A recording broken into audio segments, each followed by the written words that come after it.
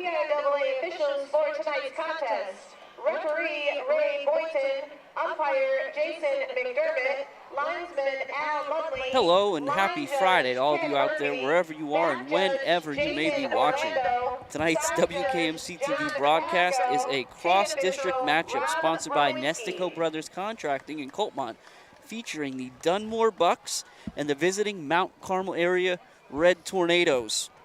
My name is Jim Lesko. Alongside me here in the bleachers is my brother Dan Lesko. Jose Gonzalo supports us from the sideline as always.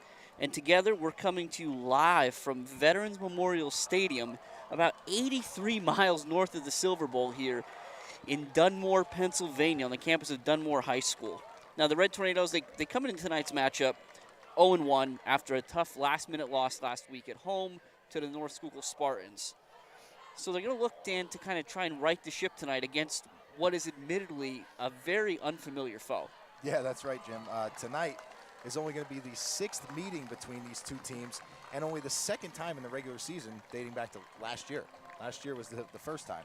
The Red Tornadoes have only dropped one game out of the previous 5 back in 1989 by a score of 14-12.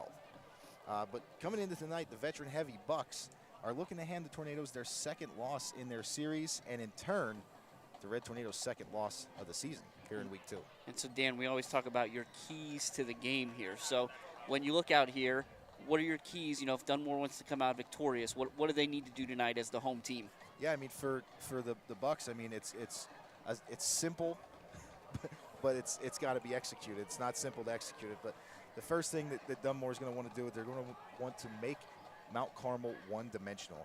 We saw the rushing attack and the passing attack last week. Spears goes for over 200, Blessing for over 100. It was a very dynamic offense last week, even in the loss to North Schuylkill. The second thing they want to do, they want to play smart football. We talk about them being veteran-heavy. You know, you got a lot of guys out there that have been doing this for a long time on the Bucs sideline. They know what they're supposed to be doing. Protect the football, take advantage of opportunities, so they have to play smart. And you want to get on the board early. The main thing you want to do, if you're the home team, you got an opposing team, like you said, Jim, drove 83 miles north here. You want to get on them early. Don't give them a chance to get off the bus and get into rhythm right away. To your point, Dan, I mean, Jose made the point this week, and you've seen it in various news clippings that you might have seen. This is a Red Tornado team that, quite frankly, had a really long night last Friday. Yeah. Again, they afforded themselves very well, but we saw North Schuylkill ran 80 plays against Mount Carmel last week, which is the most that's ever happened. Nobody's ever run that many plays against the Mount Carmel defense. Yeah. And when you put that and combine it with what the Red Tornadoes did, yeah, it's the 2nd most plays run ever in a Mount Carmel game, dating second only to the 2005 matchup against Pius X. And we're gonna break here for the Dunmore alma mater and the national anthem. So stick with us. We'll be back in just a second.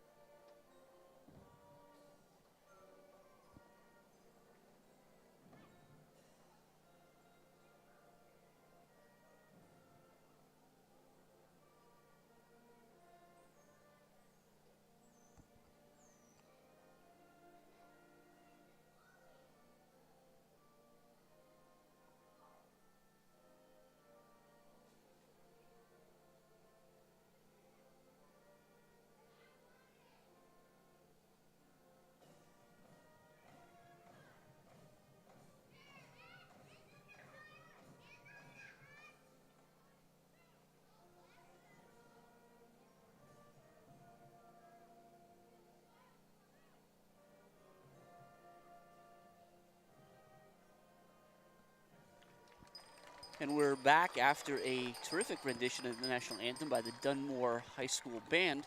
And Dan, as we get ready for the coin toss here, we talked about the Bucks. What do the Red Tornadoes need to do here to head home with a victory? Yeah, Jim, that'll take me right into the Red Tornadoes' keys to the game. And, I talked about it with the Bucks. They want to get on the board early and get the Red Tornadoes. Don't give them a chance to get in rhythm. For the Red Tornadoes, you need to get off the bus. We talked about how far of a drive this is. We made it ourselves. Everybody, all the fans that came up and the band and everybody made the trip. The Red Tornadoes, they need to get off the bus. Secondly, they need to be balanced offensively. We talked about the Bucks. They need to make MCA one-dimensional. The Red Tornadoes, they need to have that same balance they had last week on the offensive side of the ball. And the Red Tornadoes want to win the turnover battle. You make a long trip up here. You got a team that's coming off of a big win in week 1, and they're home again. You want to win the turnover battle. You want to force them into making some mistakes and capitalize on those opportunities. As we see the coin toss here, it looks like the Red Tornadoes won the toss. And they've deferred. And so the Bucks we'll see the Bucks offense first, but from a captain standpoint, the Bucks sent out there number 9, DeSando, 15, Bowen, 33, Don Vito, and 59, Ruther. Whereas the Red Tornadoes sent out Reed, Spears, Schultz, and Lamas. So, okay. The Bucks perhaps wanting to settle in, Dan, to your point, take control right away. Happy to jump on offense here, whereas the Red Tornadoes maybe we'll look for that defense to settle them down. Yeah, I think that's a good idea. I mean, the Red Tornadoes defense, despite giving up the 34 points last week, I think they played exceptionally well against a very, very tough North Schuylkill Spartans offensive attack. They're a very well-versed team. They can throw, they can run, and unfortunately at the end there, I think it was 47 seconds left on the clock when the Red Tornadoes defense finally gave at the end there, and North Schuylkill was able to push that last one across. But the defense played very well. If you look at some of the positions that they were put in, I mean, the first drive of the game, they had a goal line stand and turned the ball over and turned it into 6 points for the offense. So we would look for that defense to do the same tonight. But, I mentioned that veteran-laden Bucks team, and, you're just mentioning those 4 captains. Those are all names that we mentioned last year in week 2 when the Red Tornadoes played against Dunmore at home at the Silver Bowl. So this is a very veteran-heavy team for the Bucks, and we will see how the Red Tornadoes, how they handle this veteran-heavy team. So as the Red Tornadoes come out to kick off, you'll see a number out there that perhaps you don't recognize. We'll have to we'll reference that a few times. We were standing here watching the Red Tornadoes warm up, and we said, hey, who's that number 99 throwing passes? Is it Aaron Judge? Well, that is our previously number 2, Matthew Belichick. I have a little jersey issue, so he'll be out here in number 99 tonight.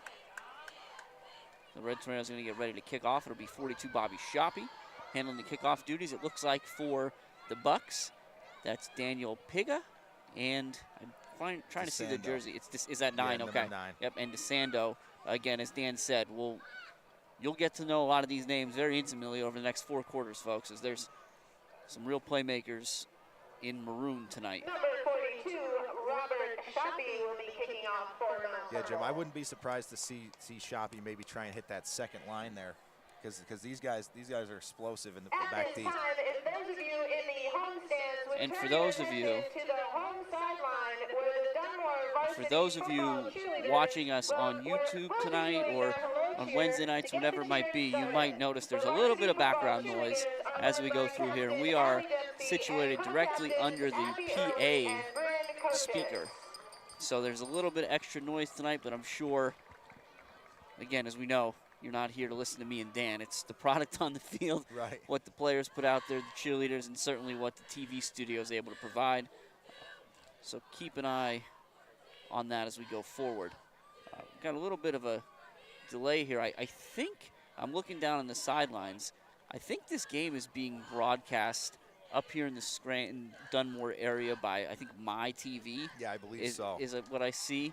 And so we may have some legitimate TV timeouts tonight, guys, to kind of sift through. And as we're seeing reporters come off the field, the players can get rolling on the field here. Yeah, so we'll see. There's a Red Tornado kickoff team here starting things off. Sando and Piga about the 17-yard line. Shoppy's kick will be taken by DeSando right about that spot, and he's going to get right up the middle. He's going to be spun down.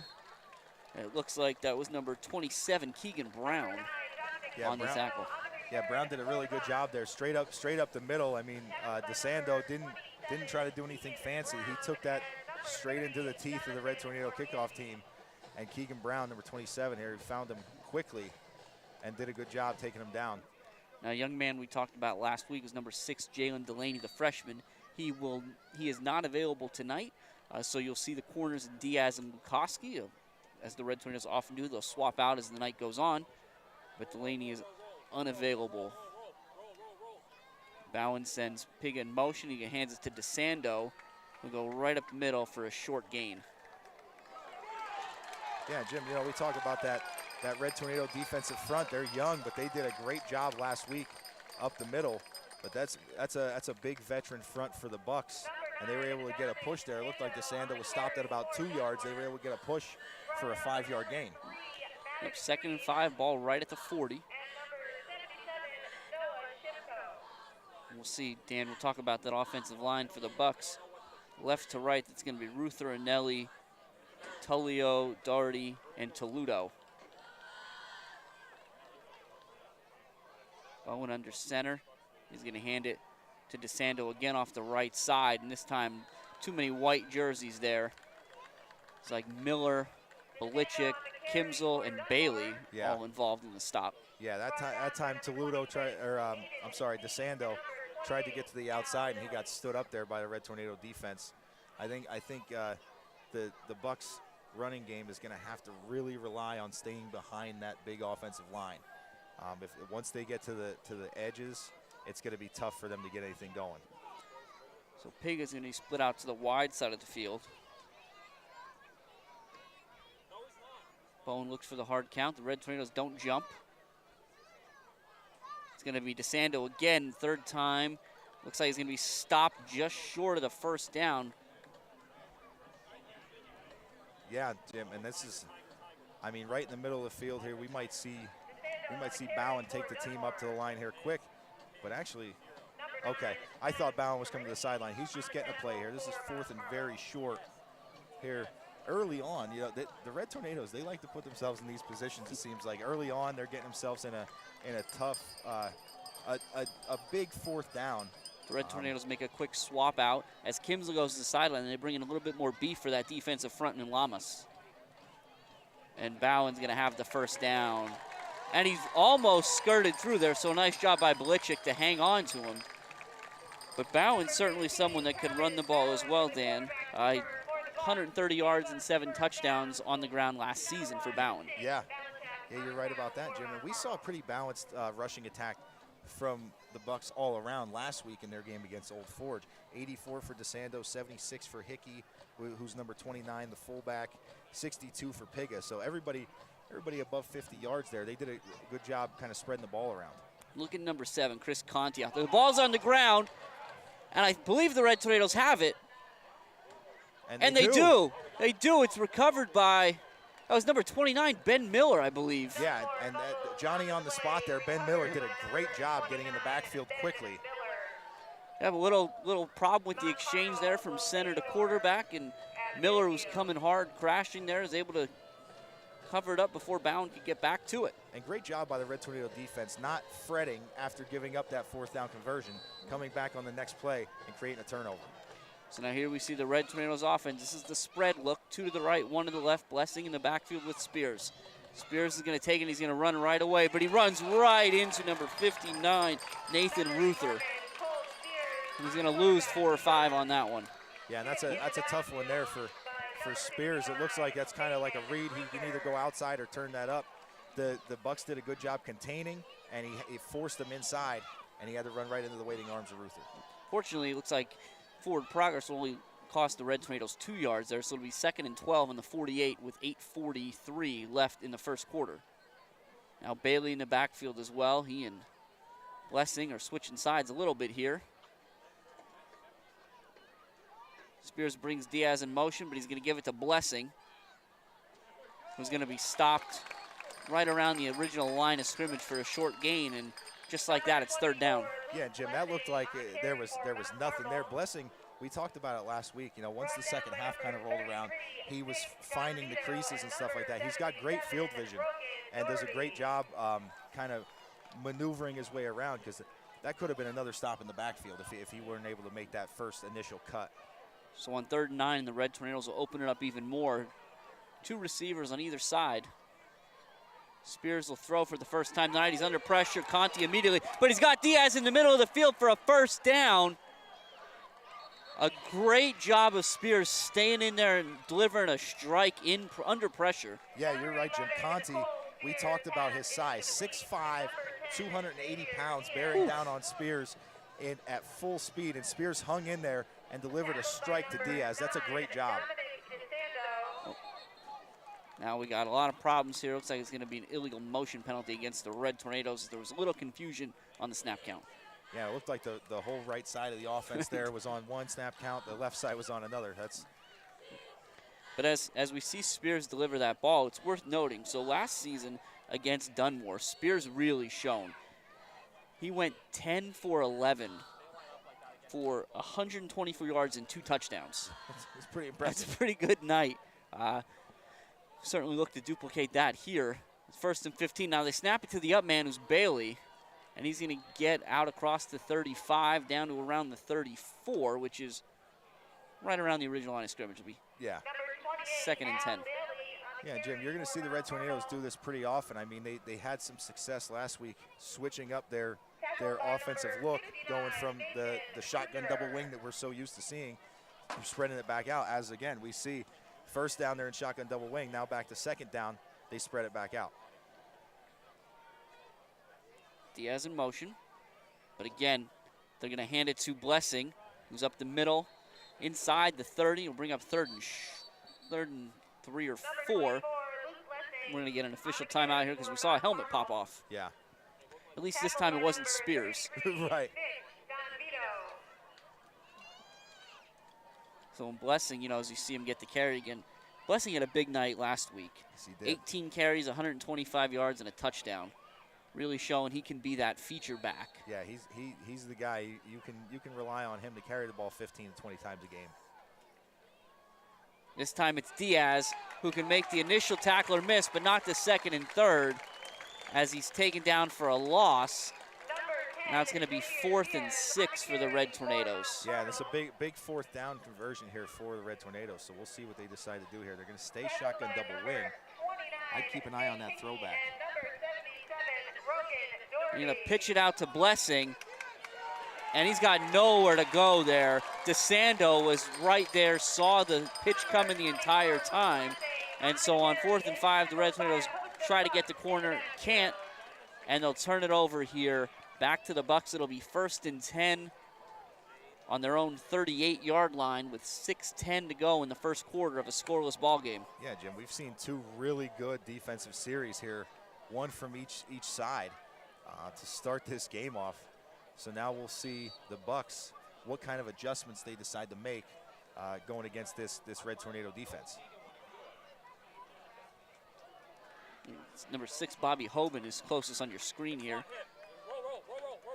Split. And Bowen's going to hand it to Piga on a reverse. Kind of an inside handoff, excuse me. And he's going to pick up about 8, it looks like, there, and to get him across the 45 to the 46. Yeah, and Piga just found the crease there. He looked like one of the Red Tornado running backs coming from the wing spot. It looked like he wanted to take it outside, and he used his field vision, found the crease, turned that into a nice gain, because I think if he would have kept coming to the sideline, that would have been strung out for a loss. Again, talking about different guys carry the ball in that backfield. Piga 5 carries for 62 yards last week. And it's Piga again, this time from the deep man in the I formation. He'll have a first down out to the 49-yard line. Yeah, and again, that's the Bucks seem to be having a lot of success on this ground game.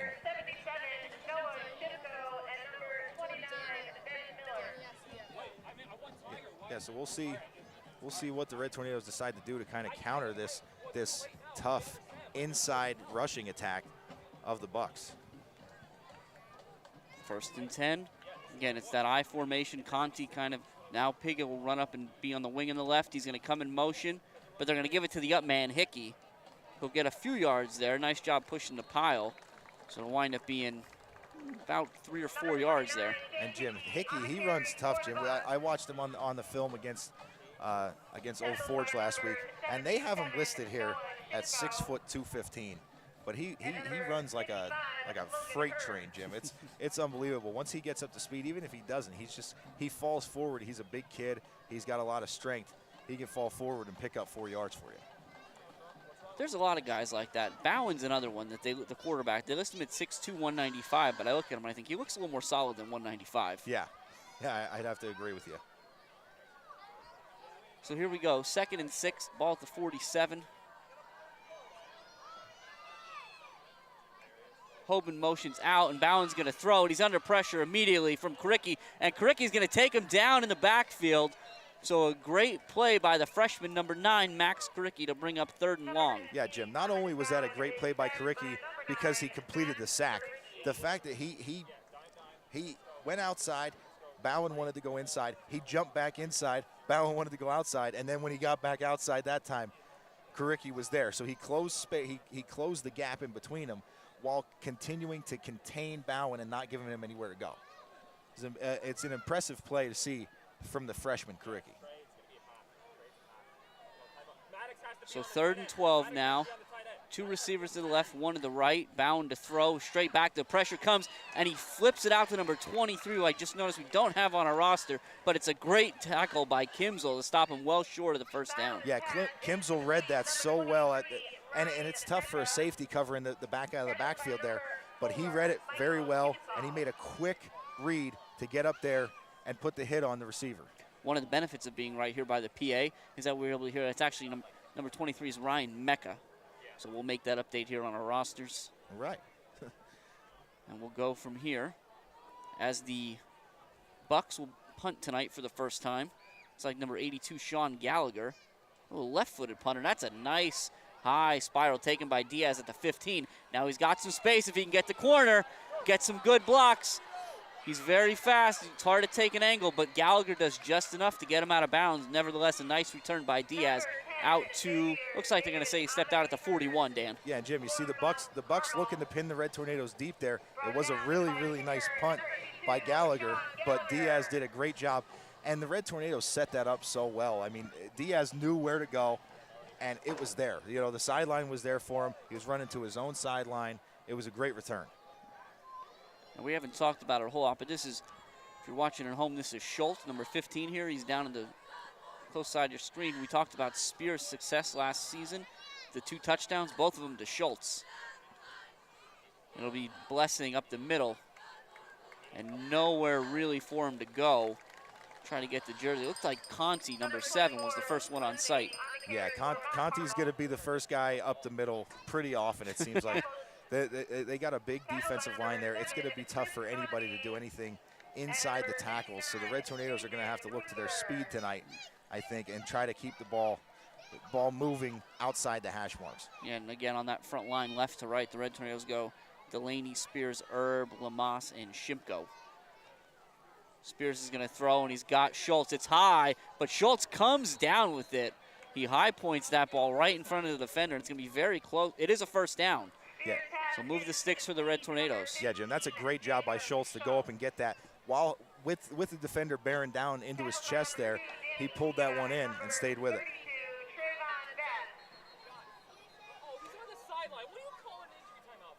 And we're going to get a stoppage here. Number 2, Piga for the Bucks was trying to get to the sideline. Looked like he'd made it, but the officials want to make sure he's okay, and then he gets off safely. So brief stoppage in play here, but the clock's moving again. 1:40 left in the first quarter. The Red Tornadoes 1st and 10 at the 48. Spears brings Diaz in motion, and he's going to go back around, so they fake the pitch because Blessing's right up the middle for a first down out inside the 35. Yeah, that's a great job there by Blessing. And, you know, Jim, one thing that we saw right there, the guy trotting back out on the field, number 7, Conti, was not on the field, and the Red Tornadoes had some success running in between the tackles there. So I think that's a matchup that they're going to want to take advantage of. You see the Red Tornadoes want to stay up tempo. That's how they ran so many plays last week. Spears just a little high and wide looking for Diaz, 2nd and 10. Yeah, now everybody gets a chance to breathe here. You know, talk about that tempo. Everybody gets a chance to breathe. But even with the incompletion, the Red Tornadoes not huddling this year. They're just right up on the ball. Diaz and Belichick to the right. Schultz and Bailey to the left.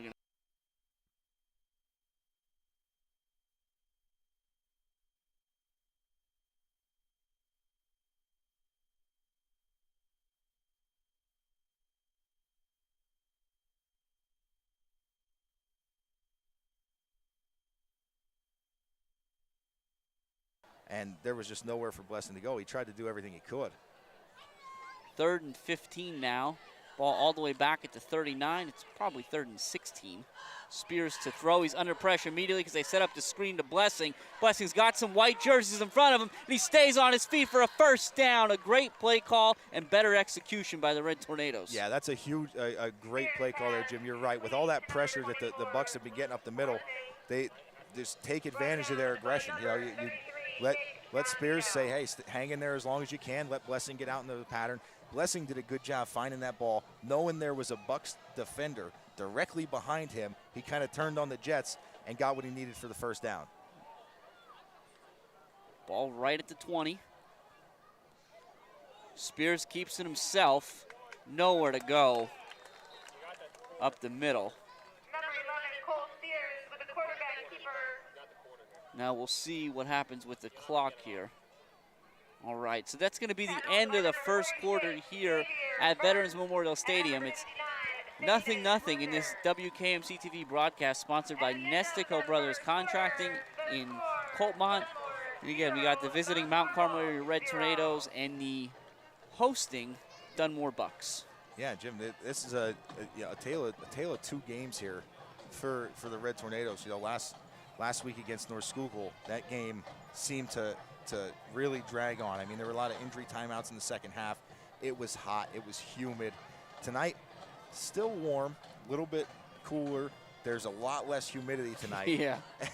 And it seems like this has just been a war of attrition. These guys are running the ball nonstop. The Bucks and the Red Tornadoes. We've seen a few times the ball were put in the air, but most of them completed also. So it's really been, that clock has been flying. I mean, that was the quickest first quarter we've seen in a long time. And I think we need it after last week. Yeah, I think you're right about that. But it's been a good first quarter. We'll see, like you said, when we get started here. Again, just a reminder, those of you that maybe weren't with us at the outset, we are posted up tonight in the home bleachers directly under the PA system. So any of that background noise you hear, that's where you can attribute it to. But it'll be second and about 9 for the Red Tornadoes. Spears brings Diaz in motion. They give it to Blessing. It's the same look as before. Now the ball it's a fumble. Unfortunately, it's going to get out of bounds. So a few plays ago, they handed it to Blessing, but faked the kind of the bubble screen to Diaz. And that time they faked it to Blessing and threw it to Diaz. Backward pass incomplete. Right, and to the Dunmore Bucks credit there, number 6, Bobby Hoban, was all over that as well. As soon as Diaz came out on that little flare route, Hoban was following him from his defensive back spot. So they had snuffed that one out. I called it a backwards pass, but also said incomplete. It's really a fumble. So the ball's all the way back. It's 3rd and 15 now. Spears is looking for Belichick in the end zone, and he's got it, and it's a touchdown. Wow. Oh, my goodness, what a catch. Wow. What a ball by Spears. What a phenomenal effort by Belichick to go up and get that, and it's 6-0 Red Tornadoes with 11:43 left in the second quarter. And, Jim, that is trust in your receivers by Spears. He saw, I mean, the coverage was draped all over Belichick. He didn't have an inch of separation, but he high-pointed the ball, and we talked about that. That's what these receivers do well. They might not be bigger than the defensive backs, but they go up and get the ball. And Belichick went up and got it, kept his feet in bounds in the end zone for a great play. Shoppy's kick is up and good, and it's 7-0 Red Tornadoes. Well, that was exciting, Dan. Yeah, that was very exciting. Something I think we need to talk about here just quickly. On that drive alone, the Red Tornadoes, including the touchdown play, have multiple 3rd and long conversions. Yeah. Multiple. Yeah, you're right. And I mean, that's, you know, we talked about it. That's something that you see from a veteran-laden team. You know, just not pressing when you're in those third and long situations. So you know that this Red Tornado team, they lean on their veterans heavily. Guys like Blessing that played last year, Spears, Belichick, and they went to them and they answered the bell on this drive. Yeah, that's a great play. I mean, I think, you know, we talked to Coach Dara before the season and try to understand the kind of autonomy, if you want to call it that Spears has in that offense. What decisions can he make? Where's he looking? What's he looking for? And you got to think, when you have an athlete like Belichick, he gets one-on-one coverage. That jump ball is always a possibility. Absolutely. Yeah, and again, it's just the trust that Spears has in Belichick. He knows that there's no separation there, but that's where he wants to go. He knows there's no help coming over the top. It's one-on-one, and I trust my guy more than I trust you to go up and knock this ball down. And the trust was well placed with Belichick. So again, Shoppy will be on to do the kicking for the Red Tornadoes. Piga and DeSando will be the deep men. And you know, Jim, we talked about the aggressiveness of that Bucs defensive line. Credit to the Red Tornadoes offensive line, giving Spears the time in the pocket there to step into that throw and deliver a perfect dime to Belichick in the end zone. Shoppy's kick is short. It's going to bounce, and the Bucs are just going to have to fall on it right at the 30-yard line. So it kind of, I say bounce, but it wasn't much of one. No. It kind of died. Yeah, checked up there. But in any event, Number 10, Cole Fangio recovers the ball for Dunmore. 1st and 10 for the Bucs at the 30, 11:43 left in the second quarter. So we'll see how they respond, Dan. Absolutely, that's where I was going here. We'll see if that Dunmore Bucs team can answer. They had a lot of success running the ball up the middle. Let's see if they go to it. Piga comes in motion, and they'll go right up the middle with DeSando. They'll push the pile out to about the 35. It'll be 2nd and 5. And Jim, I mean, at this point, if they're going to keep getting 5 up the middle with DeSando, I wouldn't go away from it. Yep, 5 will work. Now, if you look, they had Franek out there as a receiver split out to the right. He just came off in favor of, I think, a second tight end. And they're going to split DeSando out with the 2 tight ends, one being Conti. And they'll put Piga behind Hickey and give it to Piga. And he's got space. Nice job there by the Red Tornadoes, just hanging on, but not before Piga gets out near midfield for a first down. Yeah, it looked like Belichick, Max Karicki was in there as well. I think it was Belichick was the one that got a hold of Piga there at the end and hung on to him and kind of spun him down to the ground. But either way, Bucs first down. Yeah, so that Red Tornado interior defensive line, right? We talked about it's Karicki, it's Erb, and it's Shimko. This is going to be Piga. Now he's going to get the edge. Diaz is out there, and he's going to be able to bring him down. So it's a good job by Diaz to stop it, but Piga still is able to pick up a first down before he even ran into Diaz. Yeah, and you're right, Jim. We could see that. I mean, we got a great angle up here high on these bleachers. You could see that kind of developing, and you saw the sideline there. We knew if Piga got the edge, he was going to have some room to run. Well, and I think as soon as I referenced the interior defensive line for the Red Tornadoes, I put it in the universe, and they ran away from them. Yeah, I think you're right about that. But that's either way, another Bucks first down here. They're humming on this drive. Piga again off the left side.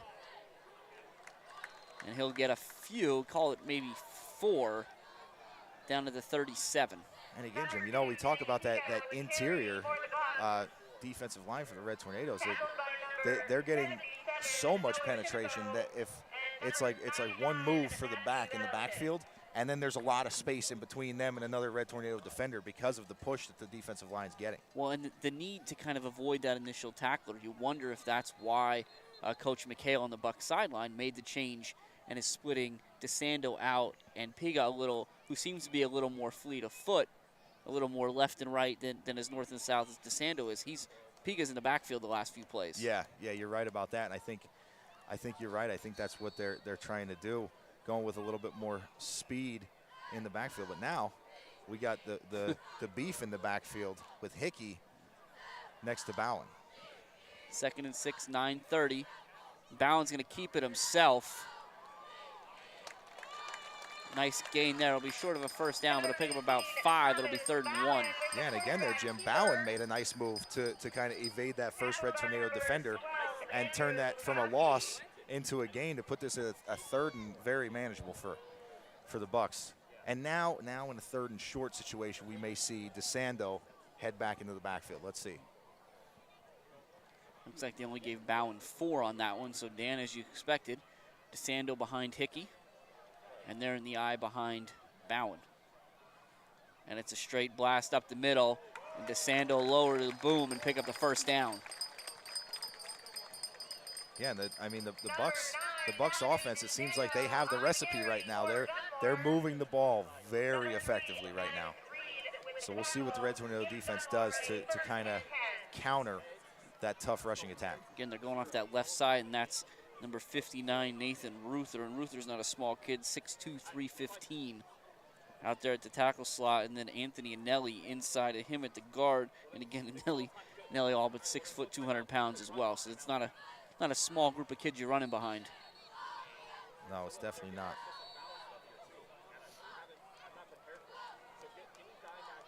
You got a timeout. I think a timeout of the Red Tornadoes. With 8:18 left in the second quarter here at Veterans Memorial Stadium. Tonight's WKMC TV broadcast is sponsored by Nestico Brothers Contracting in Coltmont. We appreciate their patronage. And again, the first nearly 16 minutes of gameplay have shown the Red Tornadoes to come out 7-0. But the Bucs are driving inside the 30. Yeah, Jim, and I feel like this is a good timeout for the Red Tornadoes. It's almost like you see the timeouts like this happen in basketball. You want to stop the momentum. The Bucs are up on the line quick. They know what they want to run, and they're having success doing it. So the Red Tornadoes kind of want to let's collect our thoughts for a minute, see what we can do to counter this. Let's take this timeout. It's I talk about it every week. You can't take them with you. Right. There's no problem using a timeout here early on in the second quarter to maybe have the opportunity to stifle a big drive. One thing I think I'd like to ask Coach Darren next time we get a chance to talk to him, given how much more, I don't want to say pass heavy, but how much more comfortable they are throwing the football this year than in years past. Yeah. Is he more confident using his timeouts early, realizing that there'll be you can run a ability for chunk plays and stop the clock a little bit differently? But while we ponder that, it's Pig off the right side, and that time he won't get outside. Diaz is in there to slow him up, and it looks like was that Reed? Yeah, I think so. Reed and Brown, I think. And that was a really good job by the defense there of the Red Tornadoes. I mean, that was a heavy set to the left, and they went counter the opposite direction to the weak side there. But the left side of the Red Tornadoes defense, they stayed home and kept that to a very, very short gain. This time they'll pitch it to Piga, and he's going to try to get back up in the alley. Still on his feet. He makes a few nice moves. He's going to be down to the 21, so it'd still be 3rd down, but were it not for a nice individual effort, it may have been stopped for no gain. Yeah, Jim, you're right. That jump spin that Piga deployed there, along with just the fact that he's not a big kid. I mean, they have Piga at 6 foot 165, but he just refuses to go down. So now I feel like that meme that's been circulating the last few weeks where we're at the point where every dad in America says, big third down here. Yeah, I think you're right. And it's always a big third down. Every third down in this drive is a big third down. 7 minutes left here in the first half. It's given to Hickey. And Hickey doesn't look like he got the first. The Red Tornadoes do a nice job of standing him up. He'll get a yard maybe. It's going to be 4th and 2. Yeah, and this is going to, this is a big 4th down here, Jim. Real big 4th down for the Red Tornadoes. I mean, if they can get this stop, that would be a huge momentum shift with, still over half of the second quarter to go. Yeah, big play there by the interior defensive line. I think I saw Shimko last one up off the ground, so I'll assume that means he was the first one in there. But certainly Herb and Karicki doing their part as well. So now here we go. We'll see if the Red Tornadoes can get a stop like they did last week. Bowen will start with the hard count. No movement for the Red Tornadoes. Back at it.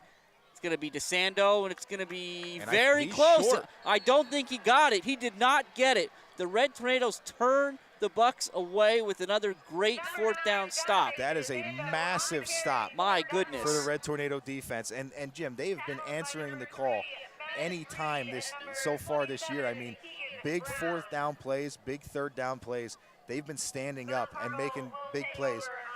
Now, Jim, seems like a good time for a shot play. It's always a good time for a shot play in your playbook, Dan. Listen, I think you see Coach Dara wants to come out opened up, put this ball in the air, try and hit Diaz down the seam or Schultz somewhere. Got a lot of playmakers out there. Well, here we go. It's a quick out to Fesniak. Does a nice job making the catch, pick up a few there.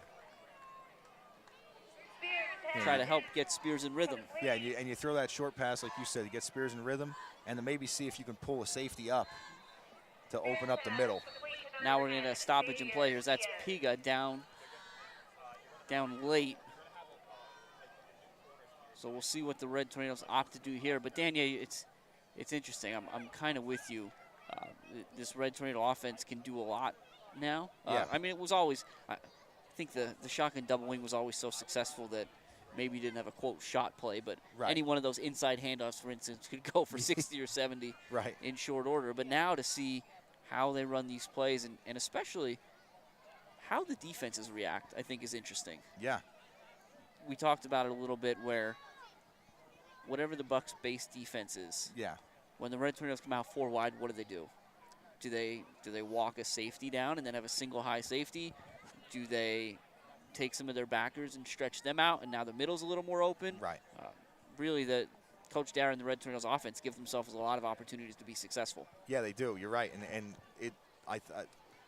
speaking on it now, I think the Bucks, they're initially in a 40 front. They have 4 down defensive linemen, which is why it has been tough sledding to this point for the Red Tornadoes to run the ball up the middle.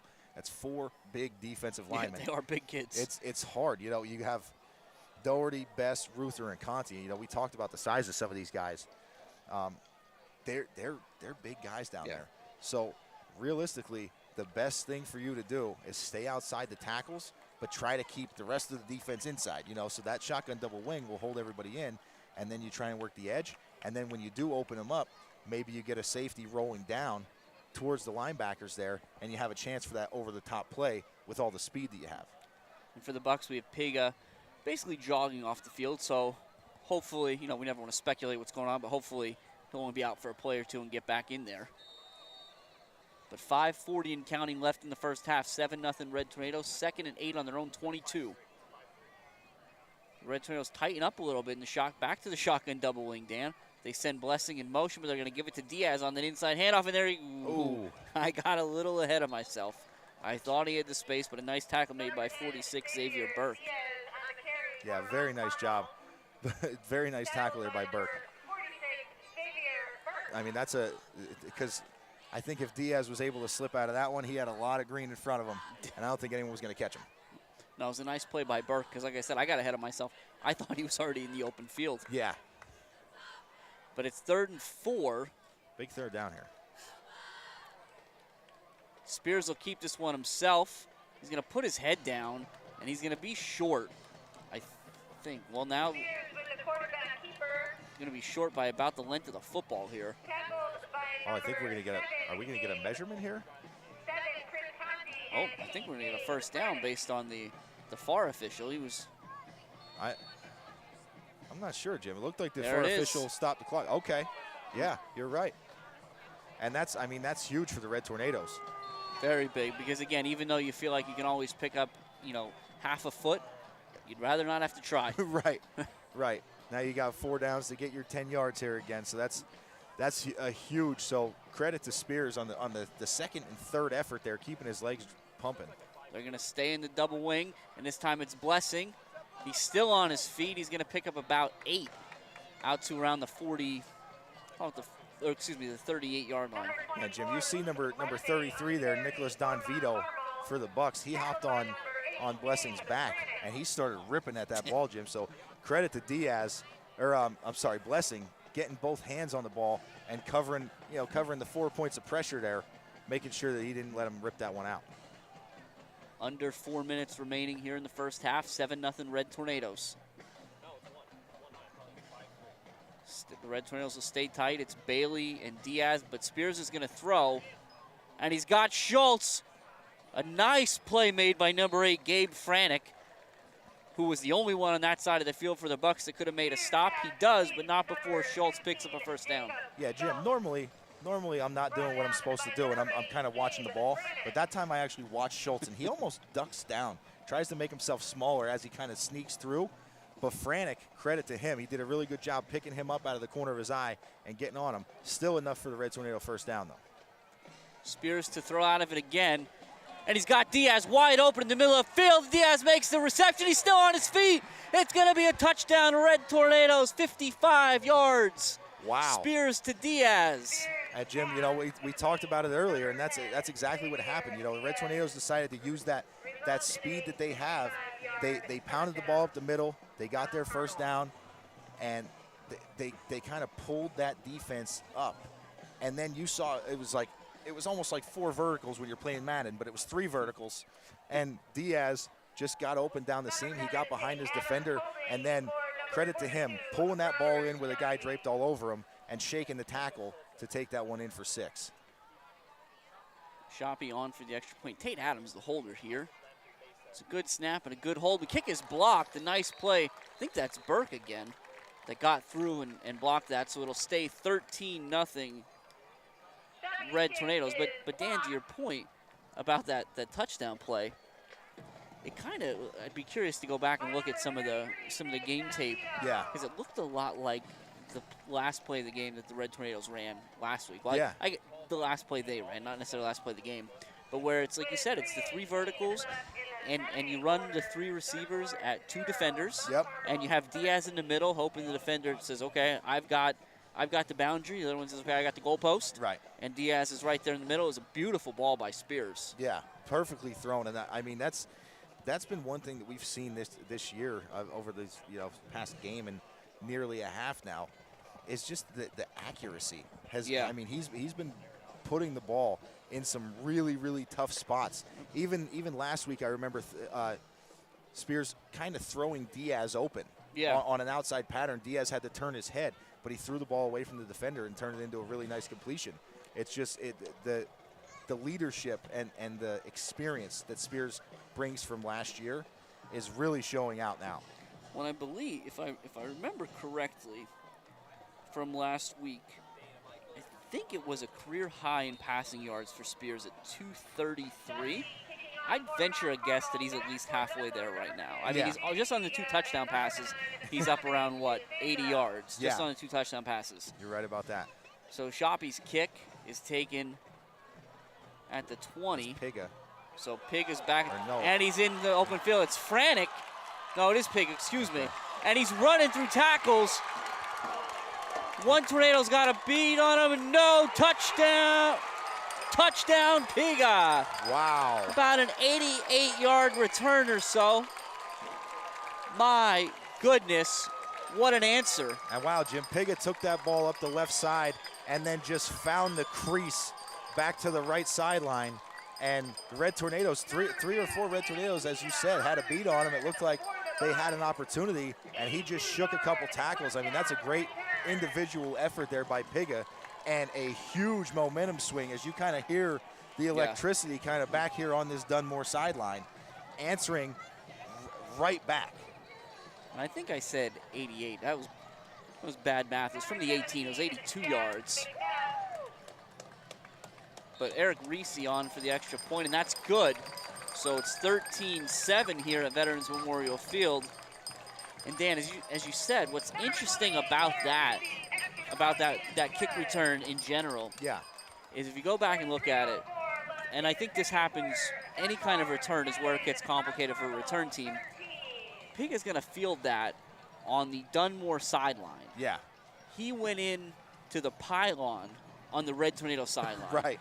So he got upfield and cut kind of across that grain to where the opening was, got the sideline, and then accelerated. And, Jim, that's where, realistically, I mean, that's where the crease is, because majority of the time, and I don't know, I haven't watched enough of the Red Tornadoes, like, practicing their kickoff, but the majority of the time, the whole idea is you want to close the gate. Anybody on the left-hand side, if they're on this near sideline, you want to close the gate at an angle, just in case he's able to break back. So Piga found the crease as the Red Tornadoes were maintaining their lanes, closing the gate, coming towards the near sideline. Piga's going across to the far sideline and was able to make a couple guys miss, and then just off to the races. Now, one thing I think is worth maybe noting here, and it's not as big of a deal tonight as perhaps it would have been last week, because it's a little cooler, a little shadier, as you mentioned, Dan, not as humid. Yeah. But for all the positives that come with a kickoff return for a touchdown, that does put the Bucs defense out there right away again. Yeah, after a long Red Tornado drive. We'll see how the Red Tornadoes respond. It's going to be a low kick. Red Tornadoes have to get to it. It'll be a nice play made by, can't see who that is. 30. Is that Morganti? Okay, if it's 30, it's Morganti. Yeah. All right, yep, all right, it was 30, John Morganti. So good job there of attacking that. And yeah, because you wait for that ball to come to you, especially on turf. It's going to take some crazy bounces. So good job by Morganti. And now the Red Tornadoes starting in pretty decent field position here. 3:03 left in the first half, 13-7 Red Tornadoes. The ball's at the 33. 3:03 at the 33. Threes are wild. Oh, and just like that, they're going to move back to the 31. So yeah, they didn't want you to be able to do that. I got it out before they moved it, though, so I still think it counts. I don't know. Red Tornadoes open up a little bit here. Spears will throw a quick one to Belichick. Does a good job getting upfield. First down, Mount Carmel, out to about the 43-yard line. Yeah, that's a really nice job by Belichick. Coming back to that ball, and as he's coming back to the ball, he's getting inside of the defender and getting enough for the first down. Should clarify, number one out there, that's Chase Belichick. We talked about Matt wearing 99 before. It's Chase again down the sideline. He's going to be close to another first down. That's what I'm trying to see where they say he stepped out of bounds. Looks like he's going to be short. About a yard short. Yeah. The Red Tornadoes right back on the ball. Belichick's the only receiver to Spears' right. Schultz and Diaz are to the left. Bailey in there in the fullback position. Then Blessing continues to stay with Spears. And again, that big offensive line we've talked about that provides those clean pockets all night. But this time it's going to be Blessing now, and he's got some space. Lowers the shoulder, runs through a couple tacklers down to about the 23-yard line, so a nice gain of 26 by Luke Blessing. And Jim, you know, we talked about with the Red Tornadoes opening things up. That's the other side that they bring to this. They spread things out. You throw a couple quick passes, and then Blessing finds the crease up the middle for a huge gain. First and 10. Spears to throw. He's under pressure immediately, eludes it, he flips it out. One-handed grab by Blessing, who's still on his feet. My goodness, that was I won't say a broken play, but Spears had to do everything he could to keep it alive, and then Blessing did the rest. Jim, Spears was under immediate duress, evaded a pass rusher, and delivered a ball a little bit high, because obviously he's trying to get it out of his hand quickly, but Blessing just one hand hangs on to that thing. It's a great catch and run after the catch. And we're going to have a challenge on the play. Yeah. I mean, timeout Bucks with 2:18 left in the first half. 13-7 Red Tornadoes, as they are driving all the way down to the Bucks 11. And again, Jim, we talked about it on the Bucks' previous offensive drive. The Red Tornadoes took a timely timeout, and it worked for them. They were able to kind of stop the momentum of the Bucks and shut them down. I think the Bucks kind of feeling the momentum the Red Tornado offense is picking up here, taking that timeout, hoping just to slow down the pace of the Red Tornadoes, maybe get them out of their rhythm, because you don't want to go into the half. We're nearing 2 minutes now. You don't want to go into the half down 2 scores. It's a great point, Dan. And again, we're here in the bleachers here at Veterans Memorial Stadium in Dunmore, so we don't have our fancy monitor that we always have back at home. So I'm sure wherever you are you can see, but we just want to again thank our friends at Nestico Brothers Contracting in Coltmont for their sponsorship tonight. We thank all of you for your patronage throughout the season. We'll talk a little bit more perhaps in the second half. First half's been so exciting we haven't really talked about anything other than what's going on the field, but we'll talk about the Bricks, the Education Foundation, Supper Club, all the like in the second half of what's sure to be another exciting half. And we'll see now the Red Tornadoes, they come out from this timeout and they tighten things back up. 1st and 10 from the 11, so they can get a first down without scoring. And they snap it. Spears has it all the way down to about they'll say the 6. And Dan, I'll confess, there was a lot going on there. I kind of lost track of the football for a second. Yeah, a lot of motion in the backfield, but it appeared Spears was ready for it and made a good effort there to pick up, about 4 or 5. I think the snap came right as Diaz was crossing Belichick. It did. Or excuse me, it was crossing Spears, which is kind of what threw me off. I thought, wait, did Diaz just take the snap? And now you see the Red Tornadoes kind of slowing that pace down. Got the play clocks there. Got a flag. Try to see what we got here. Couldn't see any motion. It wasn't a hard count necessarily, but it is going to be an illegal motion against the Red Tornadoes. Yeah, and again, like you said, not sure where. They had Diaz started in motion, and then the play was whistled dead, so. You can never tell for sure, but I saw Coach Adara looking in the general direction, the official closest to him, maybe trying to get an explanation himself. Yeah. I'd like to get a first down here without scoring. Well, it's going to be Spears again, and he's going to be hit by DeSando pretty quickly. They'll get inside the 10, albeit just barely. So now it's going to be third and about 9.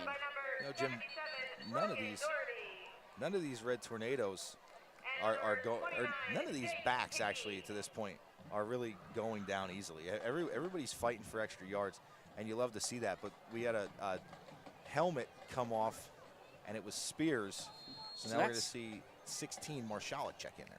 That's, I think, 3 times in 3 halves that Spears has had a helmet issue. Yeah, I think you're right. In this early season. Fortunately, though, once they kind of get Spears off the field for the helmet and put the ball back in play, the clock does move. So 50 seconds left. 3rd and 8, they're calling it. Marshall's going to throw, and he floats it. It's incomplete. Looked like it was deflected at the line, Jim. And Schultz is looking around. He's looking for a flag. So, again, it's hard in the mess there sometimes to get a good look at exactly what happened. But Schultz certainly felt like there was some, I won't call it interference. Maybe he was chucked off his route a little bit. Yeah, and now you see Spears checks back in for a big 4th down play here, Jim. This is, the difference between going in with a 2-score lead or giving the ball back to the Bucks with, near 40 seconds left and 2 timeouts. And now the Red Tornadoes are going to take a timeout. Whatever the play call was, Coach Adair didn't like the way it looked when he saw it out there, and will give it a chance to rethink it. But you're right, Dan. A big deal here, and maybe while they're talking this through, we will talk about the brick project, especially for a second. Again, remember we talked about it last week. We talked about it last season down at the Silver Bowl in the south end zone, right across from the grocery store where the creature bleachers used to be. There's a tornado brick project that was started a few years back. It's that big water jet red tornado right in the middle, and it's surrounded by, the 12 by 12 inch bricks, blocks, I guess those are more technically called, yeah. And then the 4, the standard 4 by 8 inch bricks So if you want to get one of those, you get them engraved. You can get them for yourself, for family, in support of the organization, whatever you want to do. Head out to redtornadofootball.com. You're going to scroll down right past the pictures of me and Dan. On the right side, you'll see a link. Click there, fill out the form. What's important is you want to get that form filled out before October 1st. That way there's some hope of you getting your brick in the stadium and installed, if you want to call it that, prior to winter. And all money, any proceeds, I should say, associated with that project do go back to the general upkeep of the stadium. So you've got kind of two opportunities there where you get to be a part of the stadium. And now what do we got here? Now I think the Bucks took a timeout. Yeah, I think you are right. And here I was rushing through the bricks. Well, now you can touch on some of the other stuff. Well, it's always fun. What went on last night, Jim? Well, yeah, of course, last night, Supper Club. So, again, Supper Club last night, and again next week, will still be at the Knights of Columbus in Mount Carmel. That's 6:30. You want to get there early because they've had a packed house the last 2 weeks. I have no doubt to believe that's going to be the same again here upcoming next Thursday. But the reason you want to go there, so many, not to mention the good food. We also have an opportunity to hear from Coach Dara, talk about what he sees as going on in the upcoming week, and you hear from players, cheerleaders, band members, TV studios. You get to hear from these young men and women personally, what they're up to, what their plans are after school, and it's just good conversation in general. So again, that's the Supper Club. That's Thursday nights at 6:30. This week will still be at the Knights in Mount Carmel. All right, maybe we'll get to snap it here, Dan. It's a big fourth down play here. Spears going to throw, and he's looking for Schultz. It's up in the air, and it's in. We got a flag here. Yeah, I mean, Jim, I think in that situation, pretty justified. Yeah, I think in that situation, I mean, the defender looked like he was in Schultz's chest for most of that play, and it always comes down to is the person making a play on the ball, or are they making a play on the player? Yep. And I believe that at least it appeared that the defender was making the play on Schultz rather than trying to make a play on the ball. Yep, and they're going to call that a pass interference. Now, interestingly enough, at the high school level, because it's not a spot foul or anything like that, it's a 5-yard penalty, and in this case it's not a first down. Right. The Red Tornadoes, we would have been better off with a defensive holding on that one. All right, the Red Tornadoes just got another shot here. 39 seconds left now in the first half, and now they're it's like the ball's going to be right at the 5-yard line. And the Bucks are going to take another timeout here. Their last one. I mean, this is a huge play, Jim. I mean, now you go from your 4th and 8, 4th and 9 to a 4th and 4. Do you go back tight?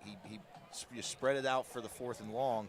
Now you got a 4th and manageable, 4th and short. Do you spread it out? Do you bring it back tight? Yeah, I mean, you have success doing both. It's a good question. You wonder.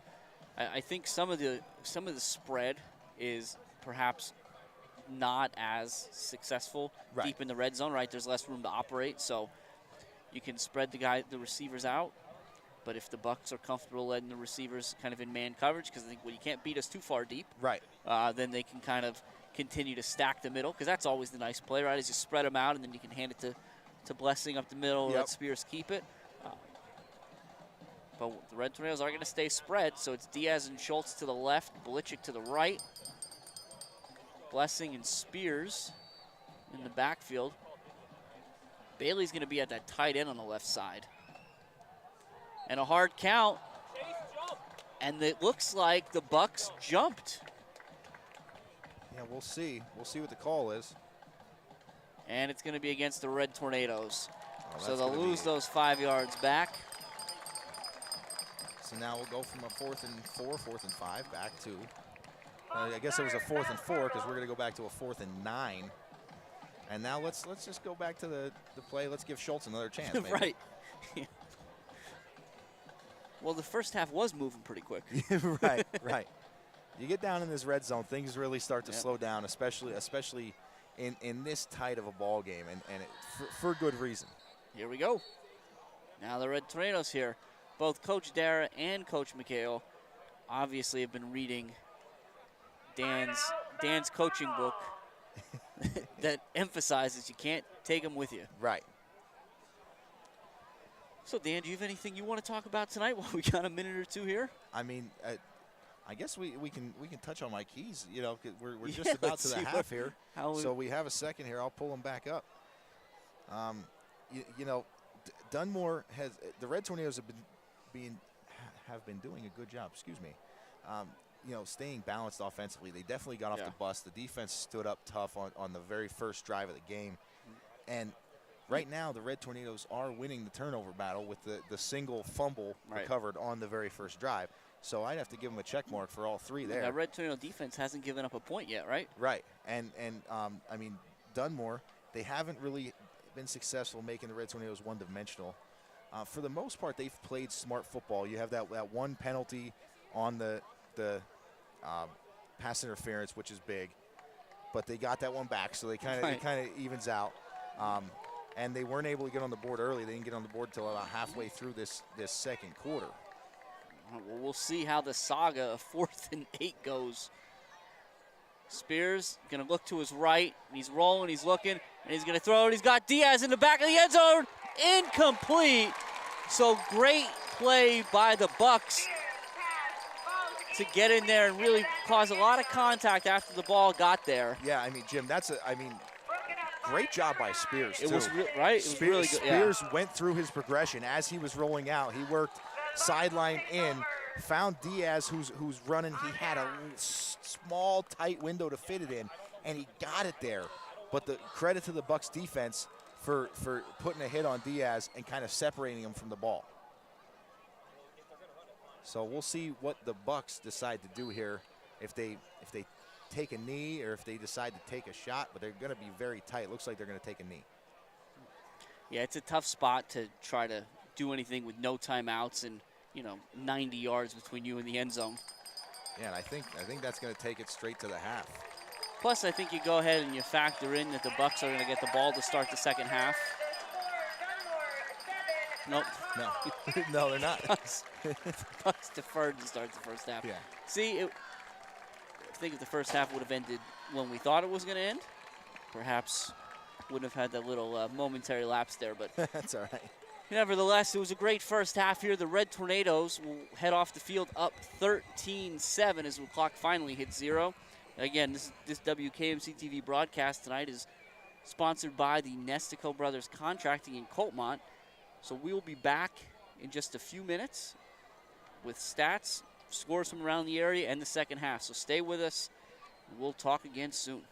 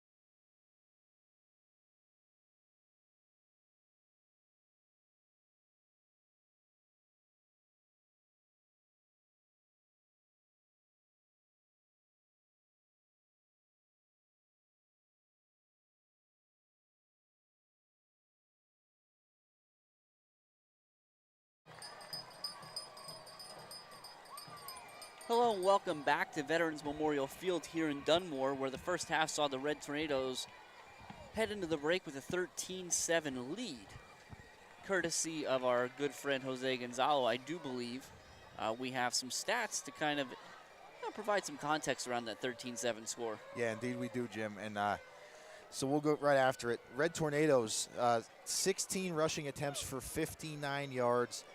Spears, and I believe we had one pass from Marshalik, combined for 10 of 13 passing for 159 yards, accumulating 11 first downs and that 13 up there on the scoreboard.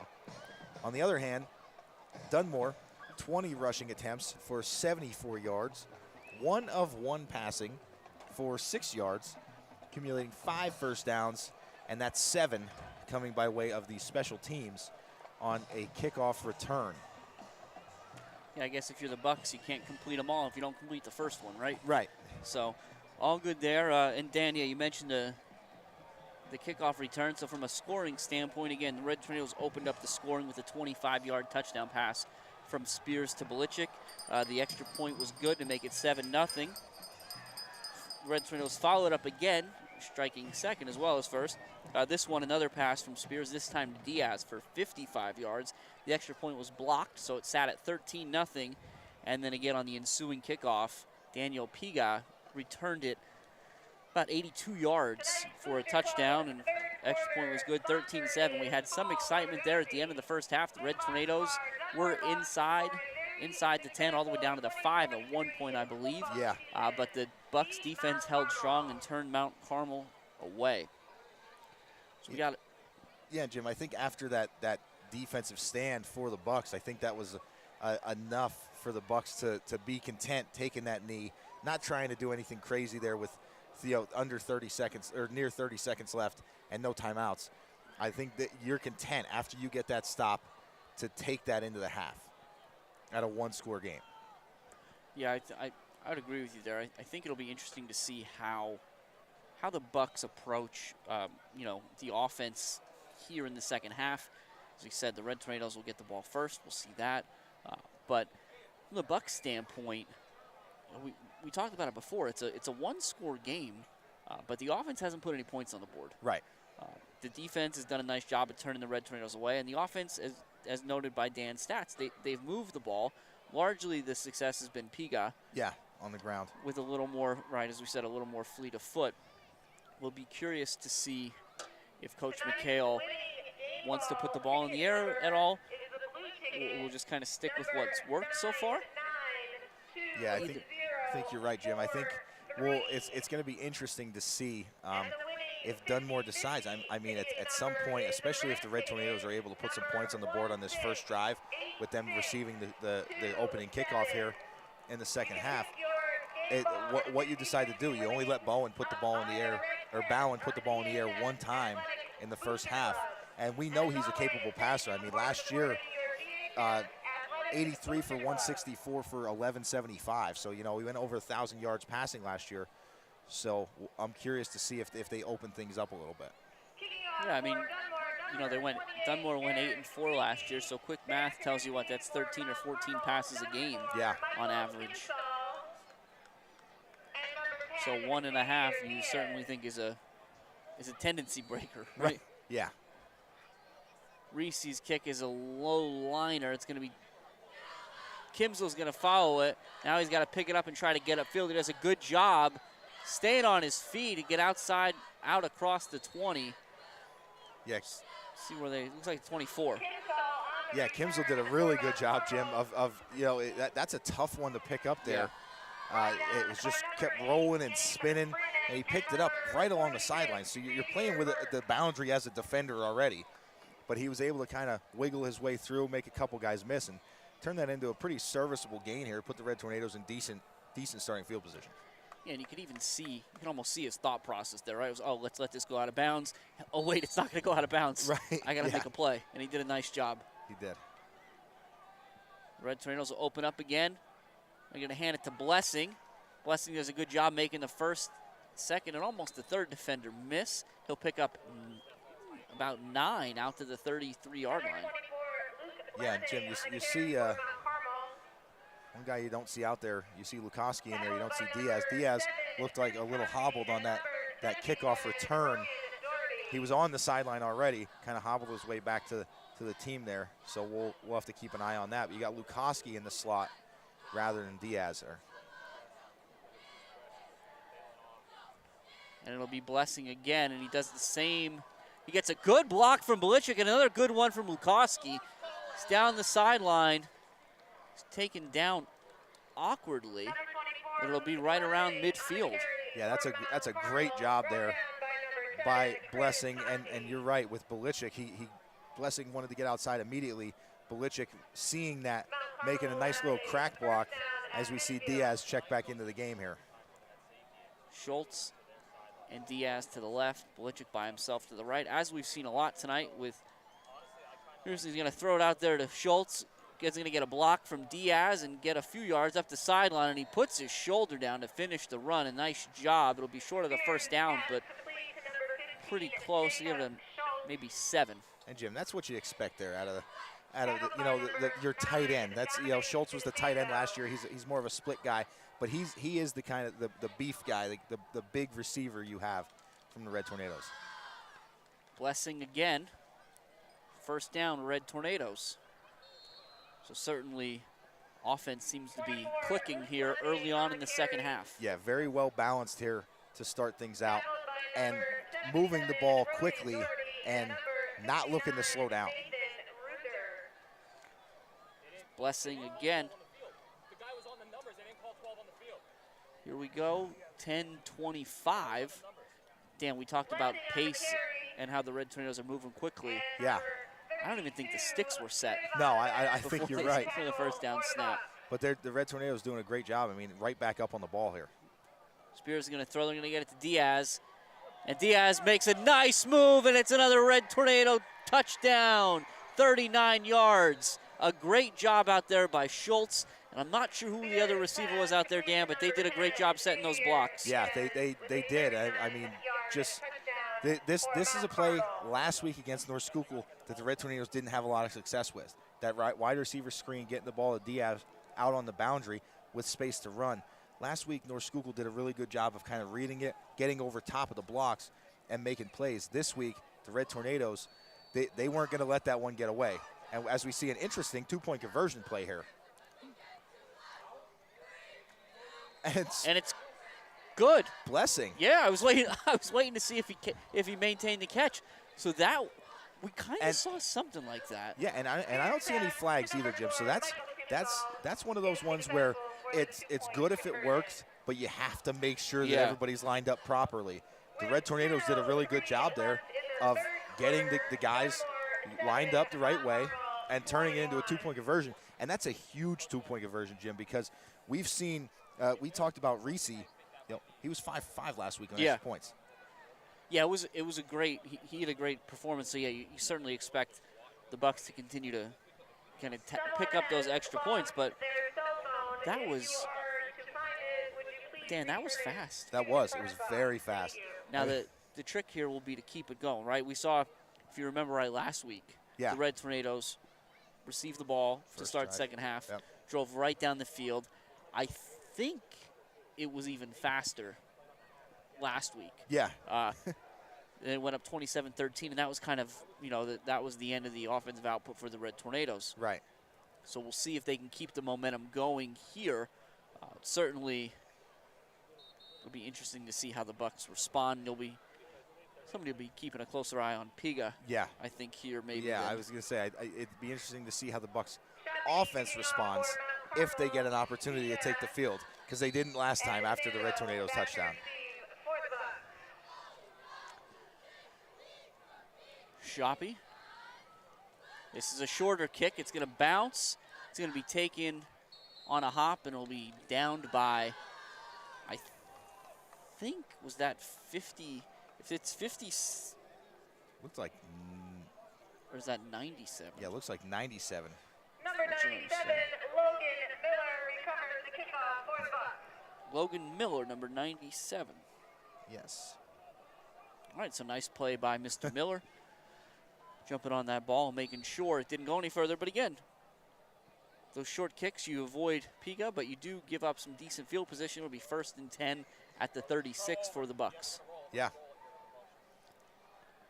So they bring Piga in motion, and they hand it to DeSando, and nowhere to go. Nice job, interior defensive line for the Red Tornadoes. Yeah, Jim, you see this Red Tornado defense. Now they seem to be swarming to the ball. They are not. They come out of the half determined not to get beat up the middle by that run game, and they made a good statement there on the first play here for the Bucks. 2nd and 9.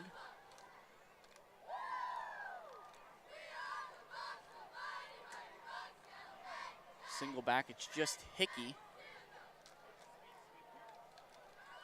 The heavy set. And they send a nice catch by Piga. One-handed, it's gonna be 3rd down, but that was DeSando they sent in motion. I was trying to see a jersey number. Yeah, there was a very nice catch there by Piga, but credit to Lukoski out there at the corner, because DeSando with that motion, he's already full speed as he's trying to turn that upfield for like a wheel route. Yeah. And Lukoski right on his hip, right in his back pocket. So great job. So it's 3rd and 5. Ball sits at the 41-yard line of the Bucks. We'll have 2 receivers to the right, 1 to the left, with just Hickey in the backfield. And it'll be a little early start there on the Bucks, so it'll take it back to 3rd and 10. And now Bucks kind of show their hand there a little bit. Looked like they were getting out into a pass pattern. So obviously, 3rd down. We talked about the capability of Bowen. Even though we hadn't seen it to this point, he's only 1 of 1. We may see him put the ball in the air again. Actually, now 2 of 2. The completion to Piga. Sure. So it'll be the shotgun for Bowen. It's going to be Miller. I think that's Piga to the right. Now Piga comes in motion. Bowen's going to throw. He goes back. There's screen set up in front of him. So he's 3 for 3. The Red Tornadoes recover nicely. But the effort, the individual effort by, was that DeSando that the screen was set up for? We'll see. Or I see Don Vito coming out of the pile down there, and that was the only Bucks jersey I saw. But I guess it was DeSando. And it was enough to get a 1st down. From our angle, it looked like he might have been short, but it was a great individual effort. Credit to Keegan Brown there. He seemed like the only Red Tornado defender up front, at least, that read that screen, and he was enough to slow DeSando down, because that could have been a big play. Now back to the I formation. Bowen's going to keep it himself, though, and that's number 8, Frenick, for a 1st down. Out across actually, let's say right at the 40, about the 41-yard line of the Red Tornadoes. Yeah, but again, it looked like they just kind of flooded that zone for the Red Tornadoes are out there covering, and credit to Bowen, he had time. He had the time. Credit to his offensive line as well. They gave him plenty of time there to kind of settle in and find the open hole in the zone. And it looks like Piga was in the slot on that side. It was running almost like a corner route, but he fell. Yeah. So Bowen made the right decision to check down to Frenick for a 1st down. Now it's DeSando off the right side, and he's got a good push. Close to another Buck 1st down. Yeah, I think he's going to be just short. But again, now you see the balance of this Bucks team, and it's paying dividends for them. They're moving the ball with ease right now. Yeah, gain of 8, 2nd and 2, 6:30 left in the 3rd quarter. 21-7 Red Tornadoes. Split number 17, Jack McNeff outright. And they go right up the middle with DeSando. Got a big play by Reed to drop him in the backfield. Yeah, Jim, that's a huge play by Reed. So it'll be a loss of a yard, 3rd and 3. Really good job. It looked like Reed was blitzing from the backside of that play, but it just because, I mean, the speed that he was able to get into the backfield, that play didn't take long to develop. But by the time DeSando got the ball, Reed was on him. Well, I think what's interesting is obviously, Dan, you and I can be a little riskier in our proclamations and take more chances than a player on the field can. But Yeah. if DeSando's lined up in that I formation, he's been getting the handoff right up the middle. And here you see the difference. They bring Piga in, and it's a pitch. And a great play by Reed. Out. As they try to figure out who's got it. The Red Tornadoes say they have it. They're going to have to sort it out. The officials agree. Wow. First down, Red Tornadoes going the other way. And again, if wherever you are at home, go back and watch that. Reed trips up Piga, but somebody comes in and finishes off the pile. Yeah. And Jim, that's 2 drives to start the half for the Bucks, to start each half. 2 drives where they're moving the ball well, and 2 drives to end with a Red Tornado turnover by way of a fumble. Now you see Lukoski back in there again for the Red Tornadoes. In the slot to the right, but it's going to be Blessing. And he's got some space, and he puts his head down, and he's going to get around the 38, 39-yard line. It's going to be 2nd and 5. Yeah, Jim, it appears tonight that lane for Blessing is the same spot it was last week against North Schuylkill. It's into the line and immediately out to the sideline. He's finding the gap. 4 wide for the Red Tornadoes here. And what's a great play call there.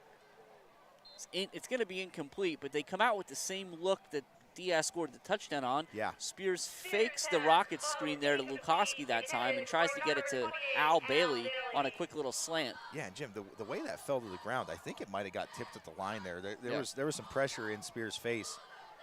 So somebody got a hand on that. So credit to that Bucks defensive line. Looks like Belichick and Diaz will stack on the right. Schultz will be by himself to the left. Diaz comes in motion, and they give it to him. And he makes 1 cut and a 2nd and a 3rd. My goodness, he's going to have the first down through no shortage of individual effort to get there. Yeah, I mean, just and it's impressive to see Diaz at full speed finding that lane. I mean, you have it's so difficult to to have vision like that. And I'm he's sorry, short. Somehow he's short. I don't know that I agree with that one. But Spears will take it, and the Red Tornadoes will get a good push. Spears is going to be all the way out to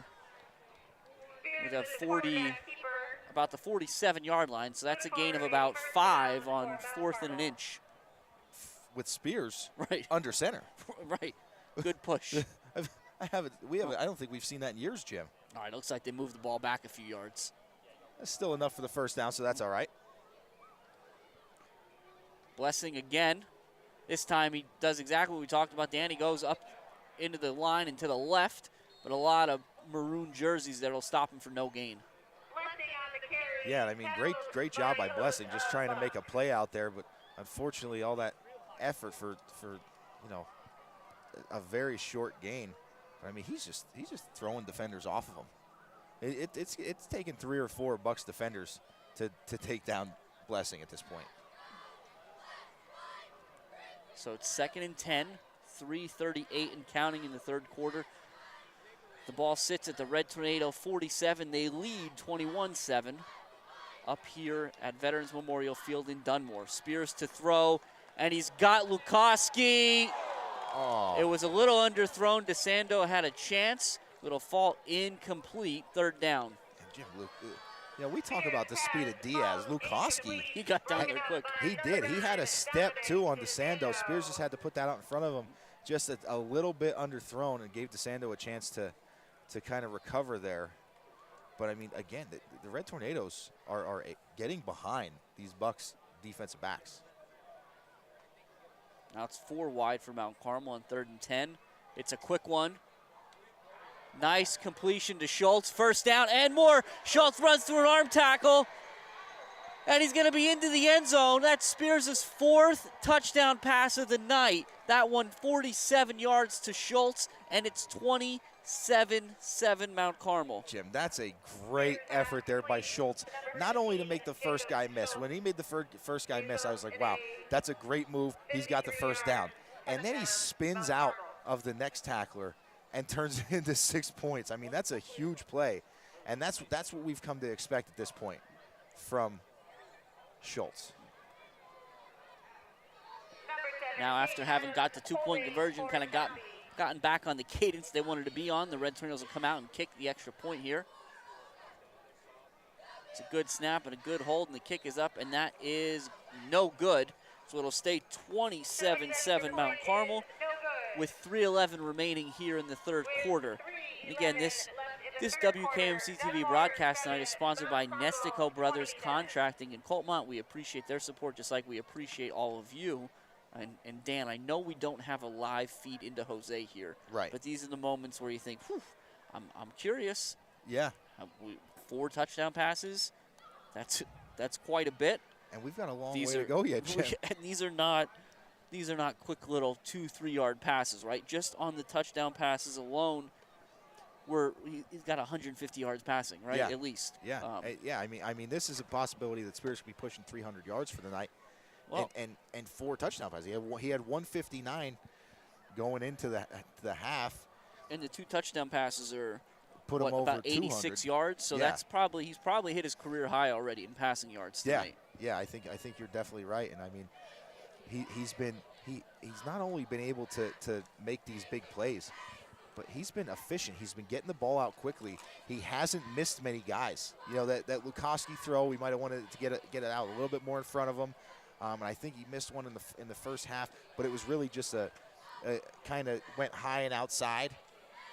Yep. Otherwise, I mean, he's been on target. Even the 4th down incompletion to Diaz, he threaded the needle and made a beautiful pass. I mean, Spears has been playing out of this world. Shop will go with a short high kick again. That's going to be taken by 97 Miller and returned out to about the 40-yard line. Yeah, and I mean, Jim, I know trying to keep the ball away from Piga and DeSando back there because they're explosive. And, you know, we already saw what Piga can do on a kick return, but at this point, you think maybe tell Shoppy, hey, kick it as far as you can to a sideline. Yeah. You know, because I mean, instead of taking the ball over at the 40, they're taking it to 35. That's where they've been ended up most of the time, anyways, on these pooch kicks. So now that looks like, yep, they handed it to Mecca, Ryan Mecca, and he's going to have a first down. Yeah, and Mecca's got a different gear there too. You know, we talked about DeSando's kind of the body blows guy. Piga's got some speed. But Mecca has that 3rd gear, it seems like. That he got the ball at 100 miles an hour, it seemed like. Yeah. Well, I looked and I thought, wait a minute, isn't that, you know, I didn't see Piga. I saw DeSando split out. Who's that in the backfield? It's Mecca. Yeah. Bowen looked like he was ready to throw on that one, but I do believe it's going to be penalty against the Bucks here. Yeah, procedure penalty. Yeah. Yep, that's what it'll be.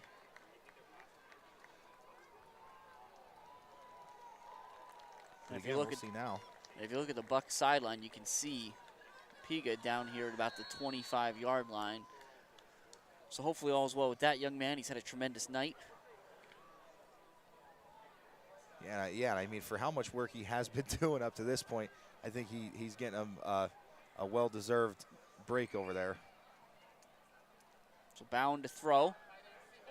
Looks like an out and up. It's a deep ball, but a little outside the boundary there. So it'll be 2nd and 15. And that's a tough throw for Bowen. I mean, DeSando is blanketed. I mean, he had help over the top from the safety in Chase Belichick, but Lukowski again, right in DeSando's back pocket. And you see DeSando now after the long run, getting a well-deserved blow there. When it looked like he was kind of almost running like an out and up, but he started so wide that there wasn't a whole lot of room for Bowen to put the football. Yeah. Now they're going to run a draw, but that's not going to work because Bumps is there, and Yeah. it's a huge loss. Going to be all the way back to, let's see where they mark it. They're going to say all the way back to the 40-yard line. So now it's going to be, what's this going to be? What, Fourth and 20? Yep, so we'll likely see a punt here. Well, 3rd and 20. But okay, yeah. We both got ahead of ourselves. The penalty on first down threw me off. So 3rd and 20. The Bucks need the Red Tornado 39 to move the sticks. And now it's an empty backfield for Bowen. He's going to go straight back. He's under pressure. He's got a roll to his left. He's going to flip it out there, looking for Hickey. Incomplete. So great job all over the Red Tornadoes with the defensive line getting some pressure and then coverage downfield. Yeah, that's great. Oh, we got a late flag here. Late flag. So that's going to be after the play. We'll see which way this is going. We'll have to see. Certainly, this is against the Red Tornadoes. That's a tough one. Yeah. Knowing you were off the field. Now, the way the official's standing makes me think it is against the Red Tornadoes, and they're going to walk this off. So that's tough. It's 3rd and 20. You get a stop. All you got to do is go back and field a punt. But you're going to get a personal foul penalty here. Unsportsmanlike conduct. Yeah, I think it was a. It's not a personal foul, so it's not an automatic first down. It's only a 10-yard penalty.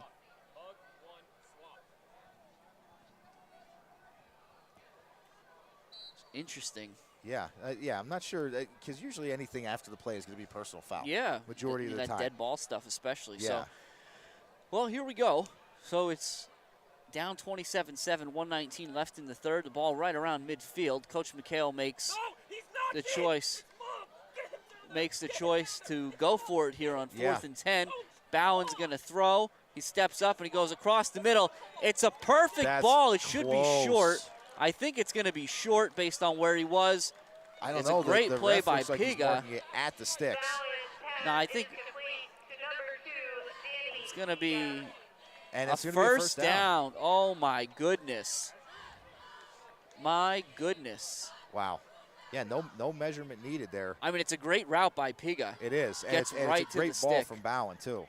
I mean, Bowen put it right where Piga could kind of protect himself and get that ball.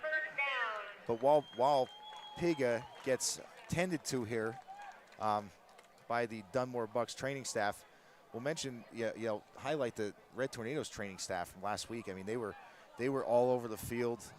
There were some injuries. Week 1, it's hot. It was humid. There was a lot of cramping going on.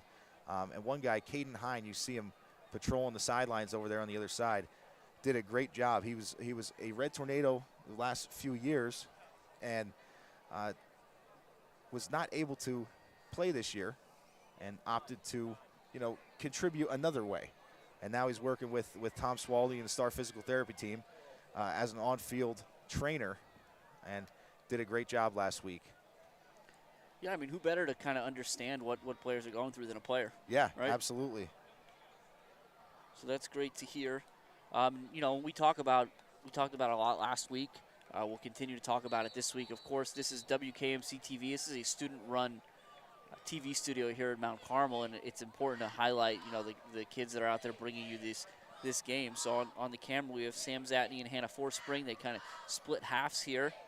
From the graphics, it's Isabella Jacook and photographer Alyssa Trefsker. So we want to thank them for all their work and just make sure we continue to highlight these kids that make these Friday nights so special. And again, I'm sure everyone at home got a good view of that 4th down conversion there for the Bucks. Bowen, it's a late handoff. It's not quite a draw, but it was a deep handoff. I think that was Mecca again. Yeah, because I saw the 2, and I was like, Piga's over here on the sideline, so it had to be Mecca. Well, Mecca again, it's one of those interesting ones where Mecca's going to gain a yard, but from where he grabbed the football, he probably picked up 5 or 6. Yeah, you're right. Now Mecca comes to the sideline. You said Piga headed back in. So 2nd and 9. 20 seconds left in the third quarter. And we saw Piga come back in and Ruther head off, so we're going to see an open set here from the Bucks. See Bowen put the ball in the air. Bowen's going to roll to his left. He flips it out to DeSando. Nice reception, who's still making Red Tornadoes miss. He'll have another first down inside the 25. Yeah, DeSando just ran into that vacated area there in the flat. We'll wait for the officials to set the ball here. As they set the ball, the clock will run out on the third quarter. And as we head to the fourth, in tonight's WKMC TV broadcast, it's sponsored by Nestico Brothers Construction out of Coltmont. The Red Tornadoes lead the Bucks 27-7. And again, Jim, this has been a tightly played game throughout the first three quarters. You wouldn't think with the way things are kind of going here that this is a three-score game. You know, the way that this is being played, it seems like it's much tighter.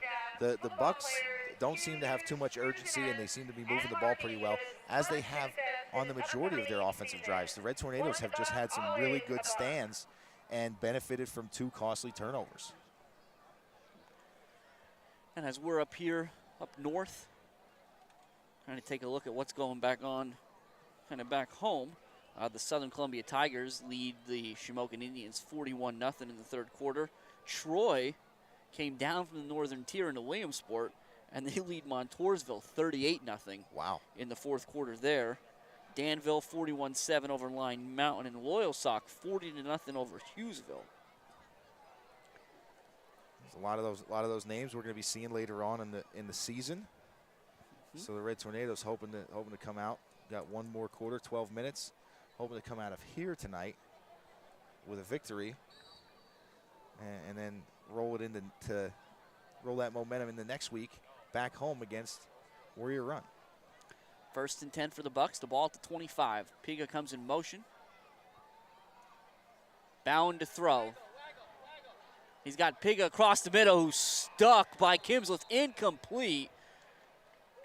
And Kimsel made a great hit. I mean, he and textbook got his head across the chest and separated Piga from the ball and did a great job. And we see Piga down again here. Although, again, while we try not to speculate, fortunately it does not appear that it had anything to do with the hit itself. Just one of those nights for Piga that we saw at the Silver Bowl last week, it seems. Yeah. So, again, 7 seconds into the fourth quarter, 27-7 Mount Carmel. We talked about a few different things. Again, we definitely got into the brick project. Again, head out to redtornadofootball.com. On the right-hand side, about a little way down the page, you'll see the link in the order form. So you want to go ahead and make sure that you get that in prior to October 1st so that you can see your bricks at the Silver Bowl as soon as possible. We talked about Supper Club and the importance there, Thursday nights. This upcoming Thursday will be at the Knights of Columbus again, 6:30. Make sure you're there for good food and conversation. And then we also want to talk about the Education Association. We try to highlight those folks in the work they do week in and week out. That's a good opportunity for you to support the Mount Carmel Area School District, and you can do so by providing gifts, trusts, or different kind of requests. You can help us maintain a meaningful and effective learning culture by providing those opportunities, and you can provide them in various different ways. You can donate to very specific areas. You can send it to specific sports, whether it's football team, the baseball team, the cross-country team, who has another meet this Tuesday, so make sure you find a way to support them. You can hand it to the band, TV studio, any way you want to do that. You can even offer those requests through the Education Association in honor or in memorial of a loved one. So you want to check out. If you want to check out how to do that, head out to the Mount Carmel area website. That's www.mca.k12.pa.us, or you can just call the school, 570-339-1500 for more information. Yeah, and Jim, now we talked about, we mentioned a few things earlier, about Spears having possibly a career game tonight. And, of course, Jose was Johnny on the spot, gave me some information here. At one point, Cole would hit 8 straight completions, which is pretty impressive. And now this was 23 minutes ago, or I'm sorry. This is about 15 minutes ago. Jose let us know that he has hit a new career high at this point, 257 yards from Spears. My goodness. Now I think with the way the game's gone, I'm not sure. If he's going to be able to build on that. Well, I was going to say more so. I don't think he's thrown the ball since that notification we got. I think that was probably at the end of the last Red Tornado drive. It's been a little while here with some stoppages, some penalties, the quarter change, and a pretty long sustained drive here by the Bucks. So. Yeah. Yeah, and the unfortunate thing for the Bucks is these long sustained drives. I mean, they're commanding the time of possession, but down 3 scores here into the fourth quarter, you need to have a little bit, kind of start to have a little bit of that urgency. Yeah. And you want to be able to sustain drives, but you want to strike a little bit faster than the Bucks have done. Bowen's running an option, it looks like. He pitches it out to DeSando, who's going to try to go the other way, but there's nowhere to go. That's played about as well as you could do. It looks like it was Schultz who just kind of rode it out the whole way. Yeah, Schultz from the backside there. You saw Reed, you saw Matt Belichick. But that was a great job. I mean, for a huge Dunmore loss. It's going to take the ball back to the 30. Call it the 33. It's going to be 3rd and 18.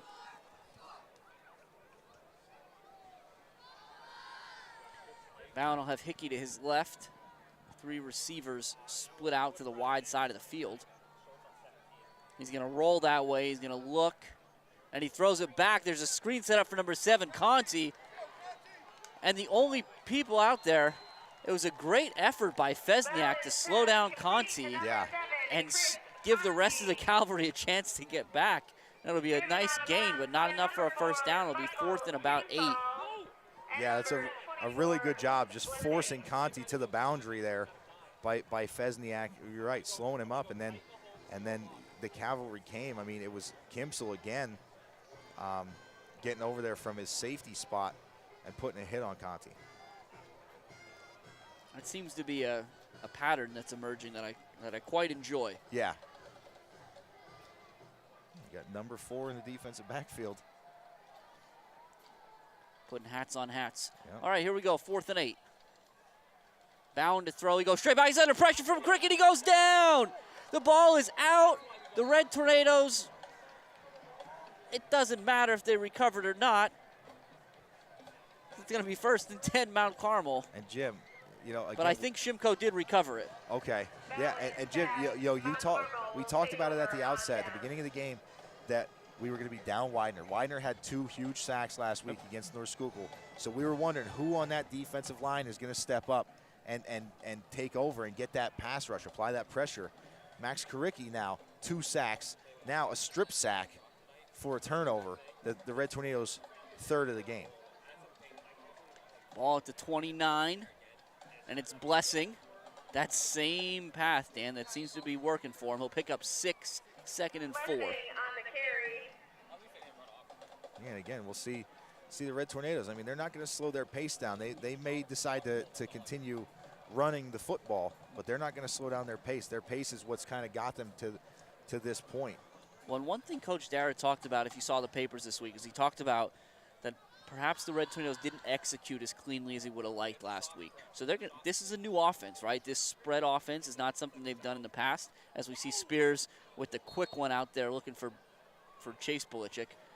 But Coach Dara wants, I would imagine he wants as many opportunities as he can to let these kids kind of work out some of these kinks of this new offense. Absolutely, and you can see the steps that they've taken forward since last week. It seems like the execution is more so there this week than last week, and you're going to see that continue throughout the season. It's 3rd and 4, stacked receivers to the left, a single one to the right. Now Diaz comes in motion, but it's going to be Blessing for a first down. Out across the 40 to the 42, keep the sticks moving. Yeah, Jim, I mean, I'm not entirely sure what the career high is for carries for Blessing, but he's got to be approaching that number as well. Yeah.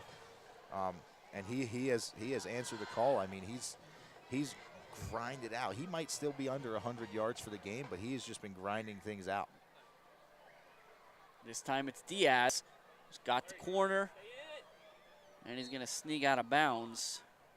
Stopping the clock, albeit momentarily here, but the clock will stop with 9:45 left in the fourth quarter. 27-7 Red Tornadoes. And you know what I think is interesting, Dan? So it's starting to get late. Right, it's 9 o'clock. It's dark. Like we said, we're 80, 83, 85 miles north of home. Yep. The number of folks in red on the far bleachers from us hasn't changed a bit. No. Nowhere for Blessing to go on that one. He does a nice job trying to fall forward at least. But it's going to be another third and 4 for the Red Tornadoes. Yeah, so we'll see now on third down near midfield here. If you're Coach Darrett, do you want to put the ball in the air? I mean, Spears has been about as accurate as you can be.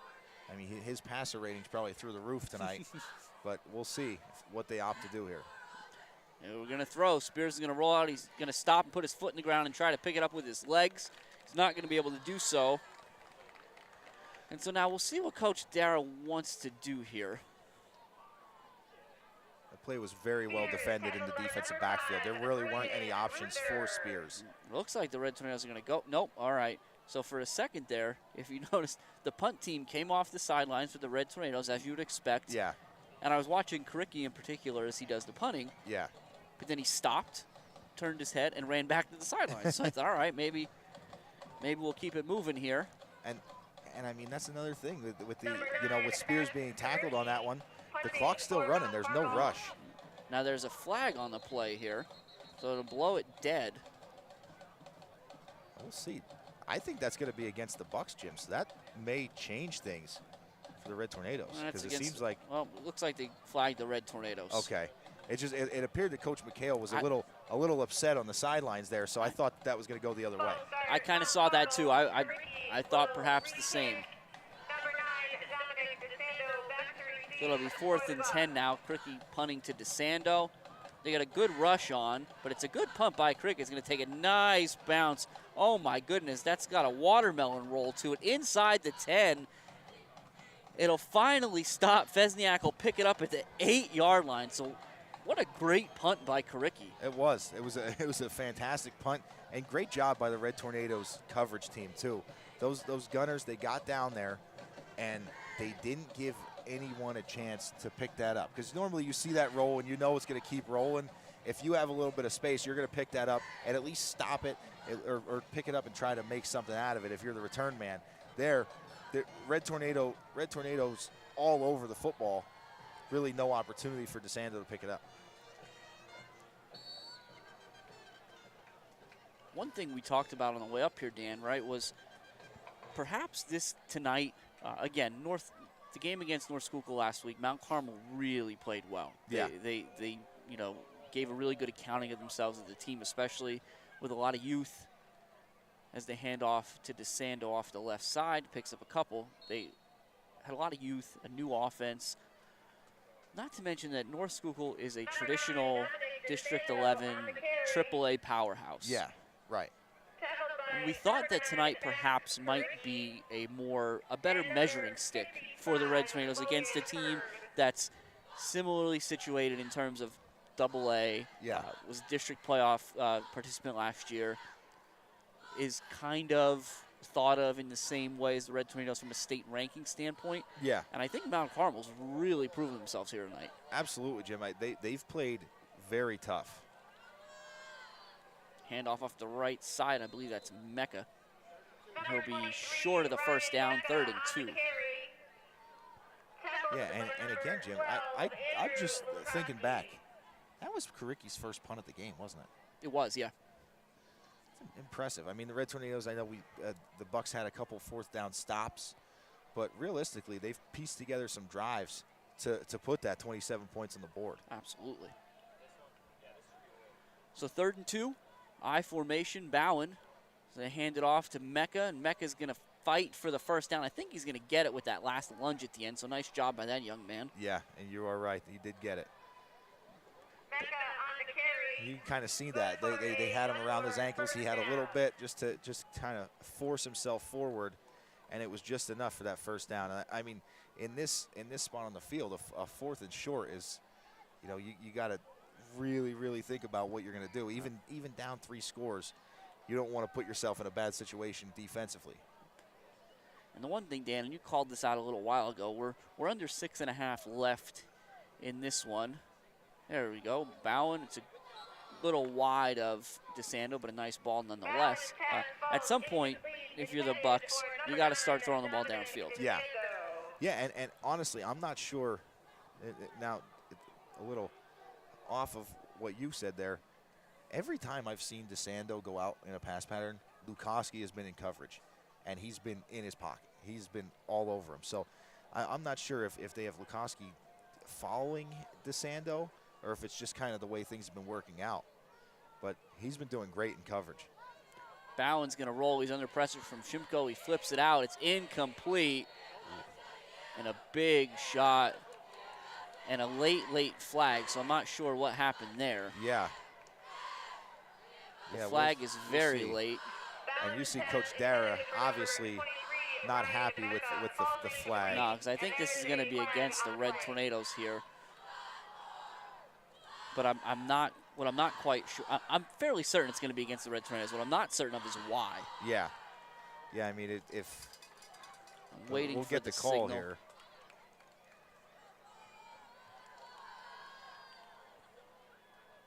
Personal foul against the Red Tornadoes. So again, that's.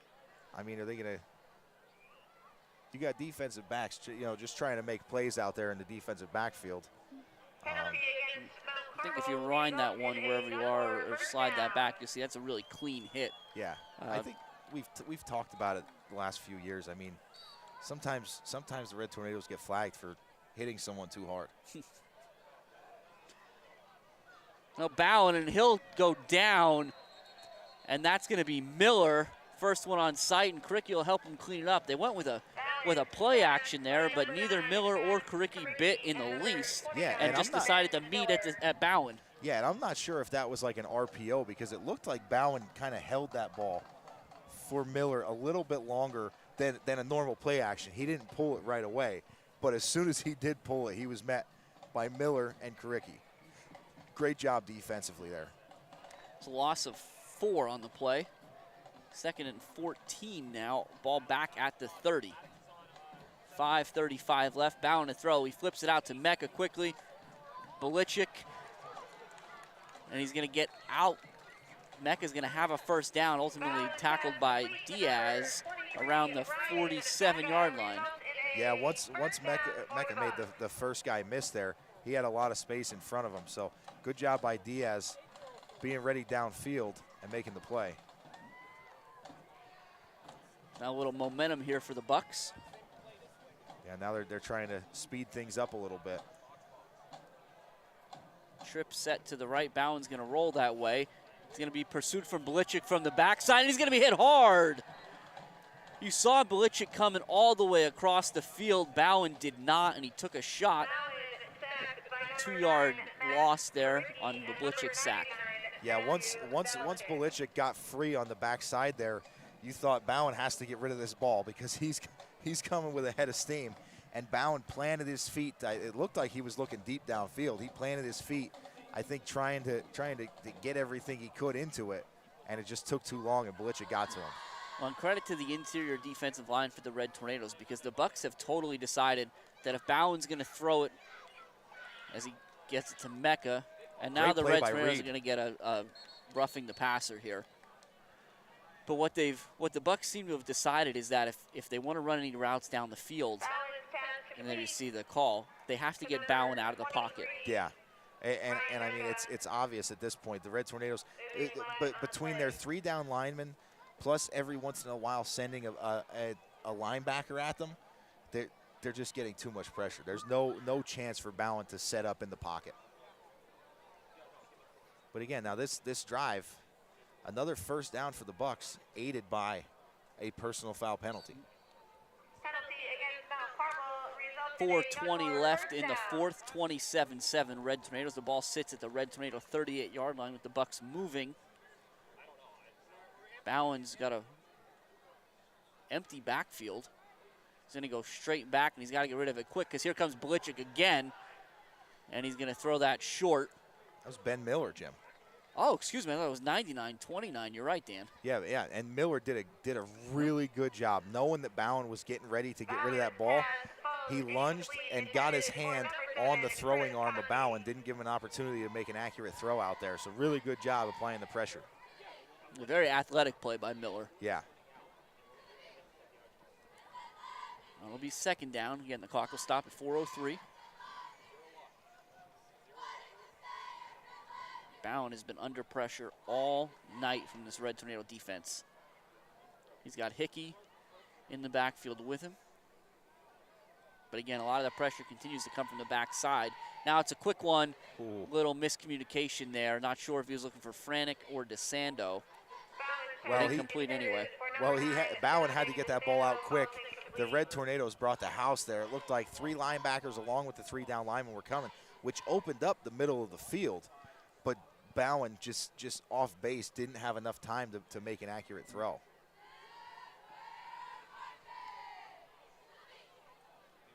So now third down. A little tighter. Oh, looked it for a second. I take back what I said. Yeah, a little bit of confusion there initially.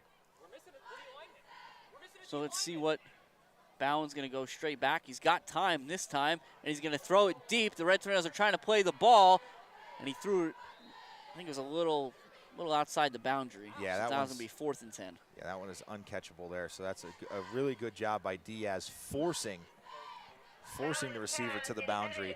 There was nowhere else for Bowen to put that ball. And at that point, it becomes kind of a second defender there. Yeah. Almost the third, because Lukoski, who's been everywhere tonight, is he was lurking there as well. Right. So now it's a 4th down here, and I mean, with under 4 minutes to go, this could be the last chance for the Bucks.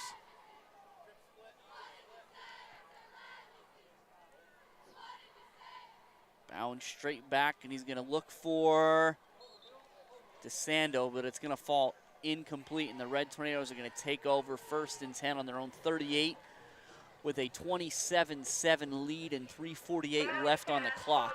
Yeah, so we'll see this Red Tornado offense.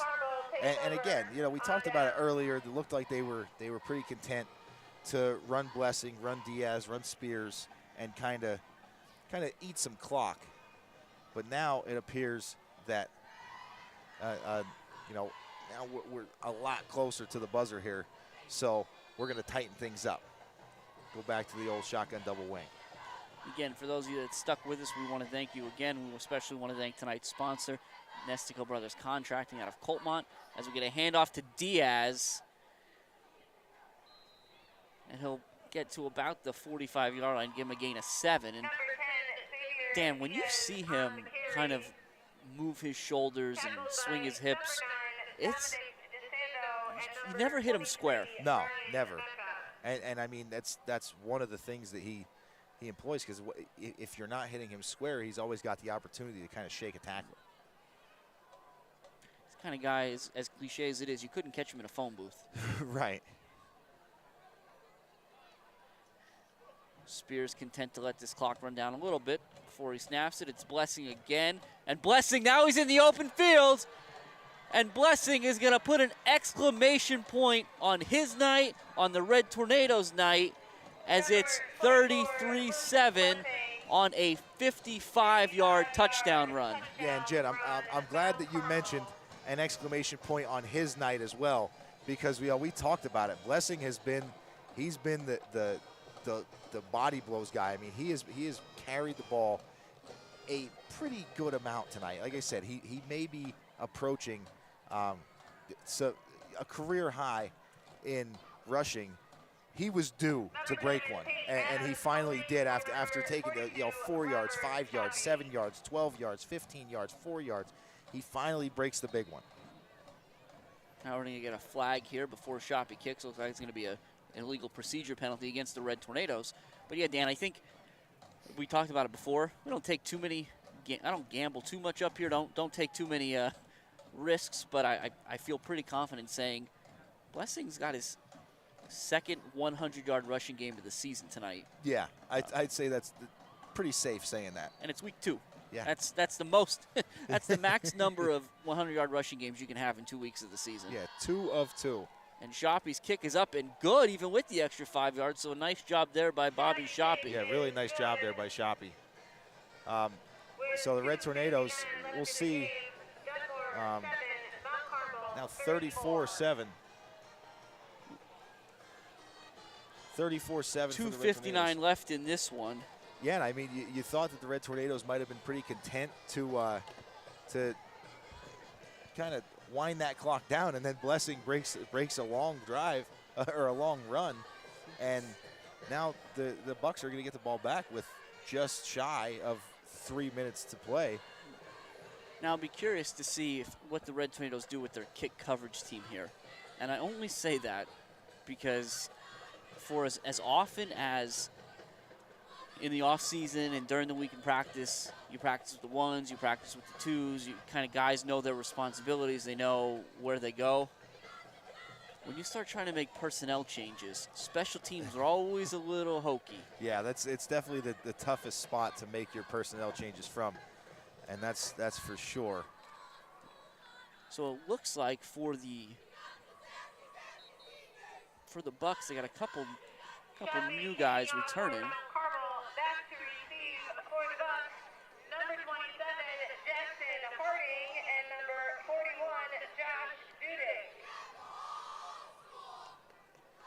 Hardy and Dudek, it sounds like, returning for the Bucks. Shoppy's kick is short. It's going to bounce a couple times, and the Bucks will fall on it right at the 30. Yeah, and I think they do the right thing there with the goofy bounces that the ball has been taken today. I think they do the right thing, getting on top of that one. And now we'll see. Looks like we're going to see some personnel changes on the offensive side of the ball for the Bucks, as well as the defensive side of the ball for the Red Tornadoes. So let's see how we can do here, Dan, and get some of these. Call some of these guys out here. Yep, I see number 7, Tate Adams, at a corner. Yep. 13, Danny Velasquez is out there. Yep. 21, Cooper Cricky on the far corner. We're getting the sides here.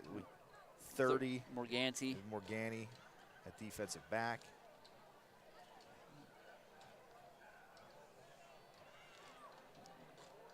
Oh, the ball's out. And the Red Tornadoes, I don't think they got on it. They had an opportunity there, but the Bucks will maintain possession. Yeah.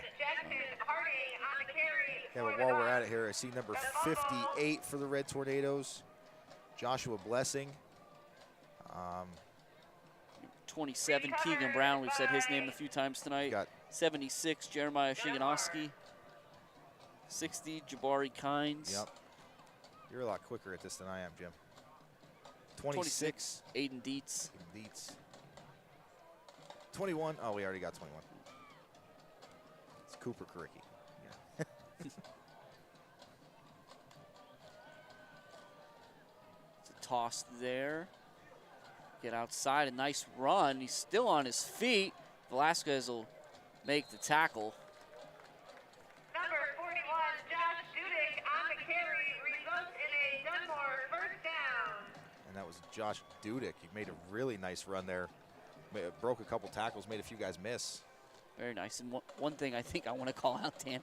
So you said about 21, Cooper Cricky. And Cooper was one that was inadvertently missed on the roster last week that I had.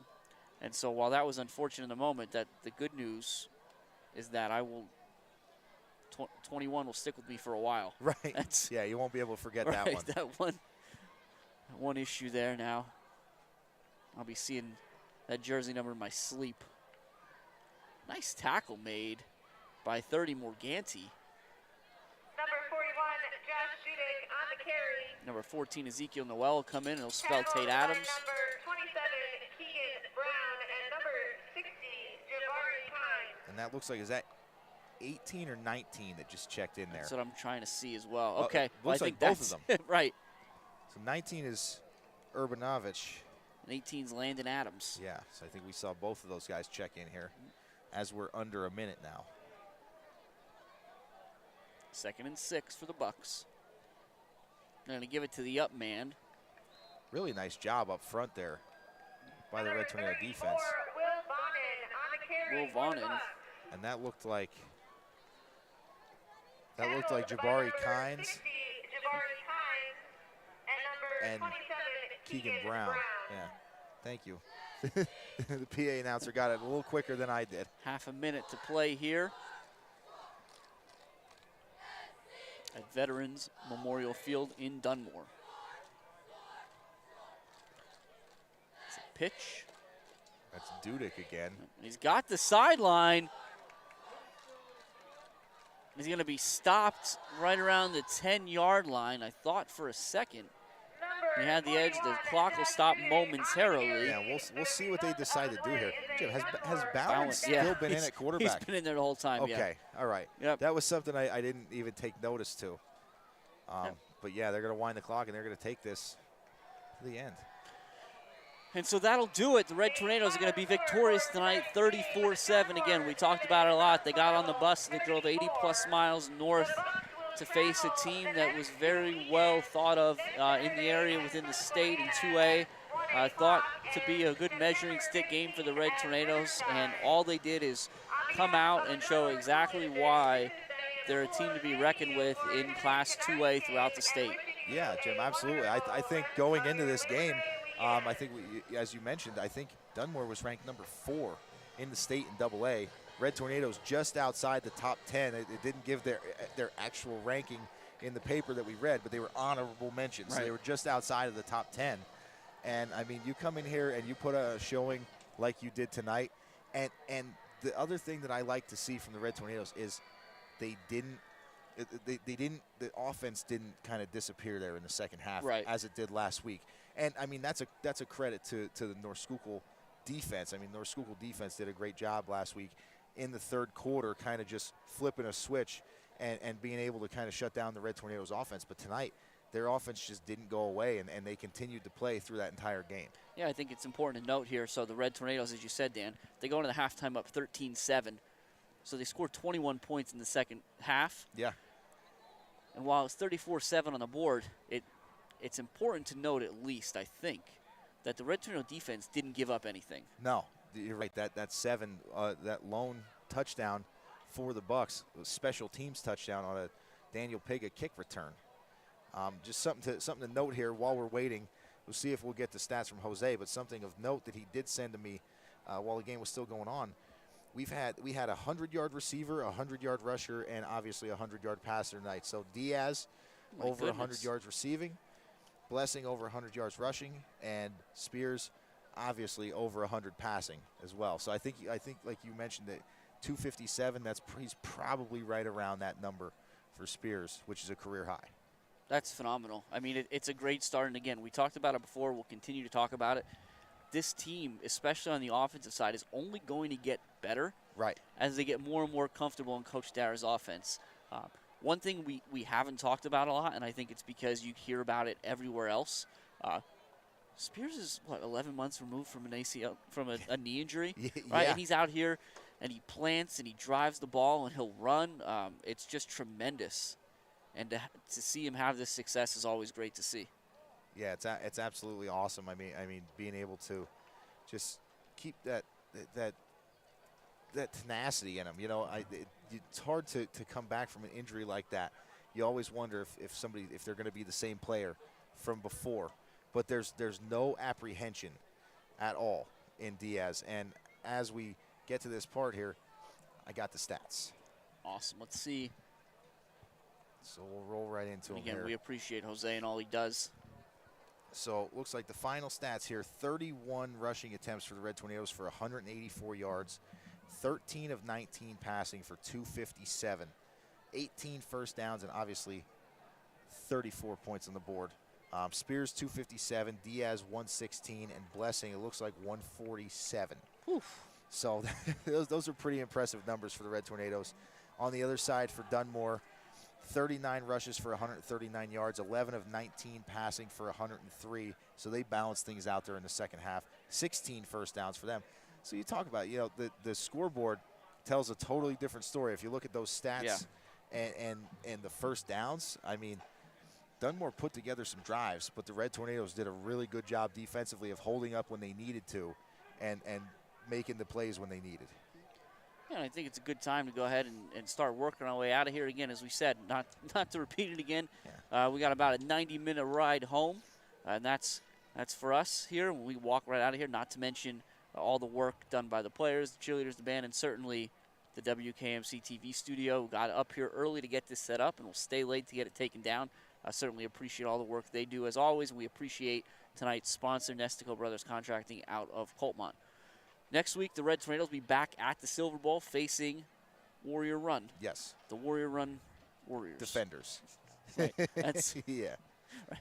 The Defenders of Warrior Run back at the Silver Bowl, 7 o'clock, Supper Club, Thursday night. Make sure you're there at the Knights. But again, it seems like it's a good time to go ahead and get out of here. So I'm Jim Lesko. And I'm Dan Lesko. And for Jose Gonzalo, this has been a WKMC TV broadcast. Thanks for spending the night with us, and we'll see you next week.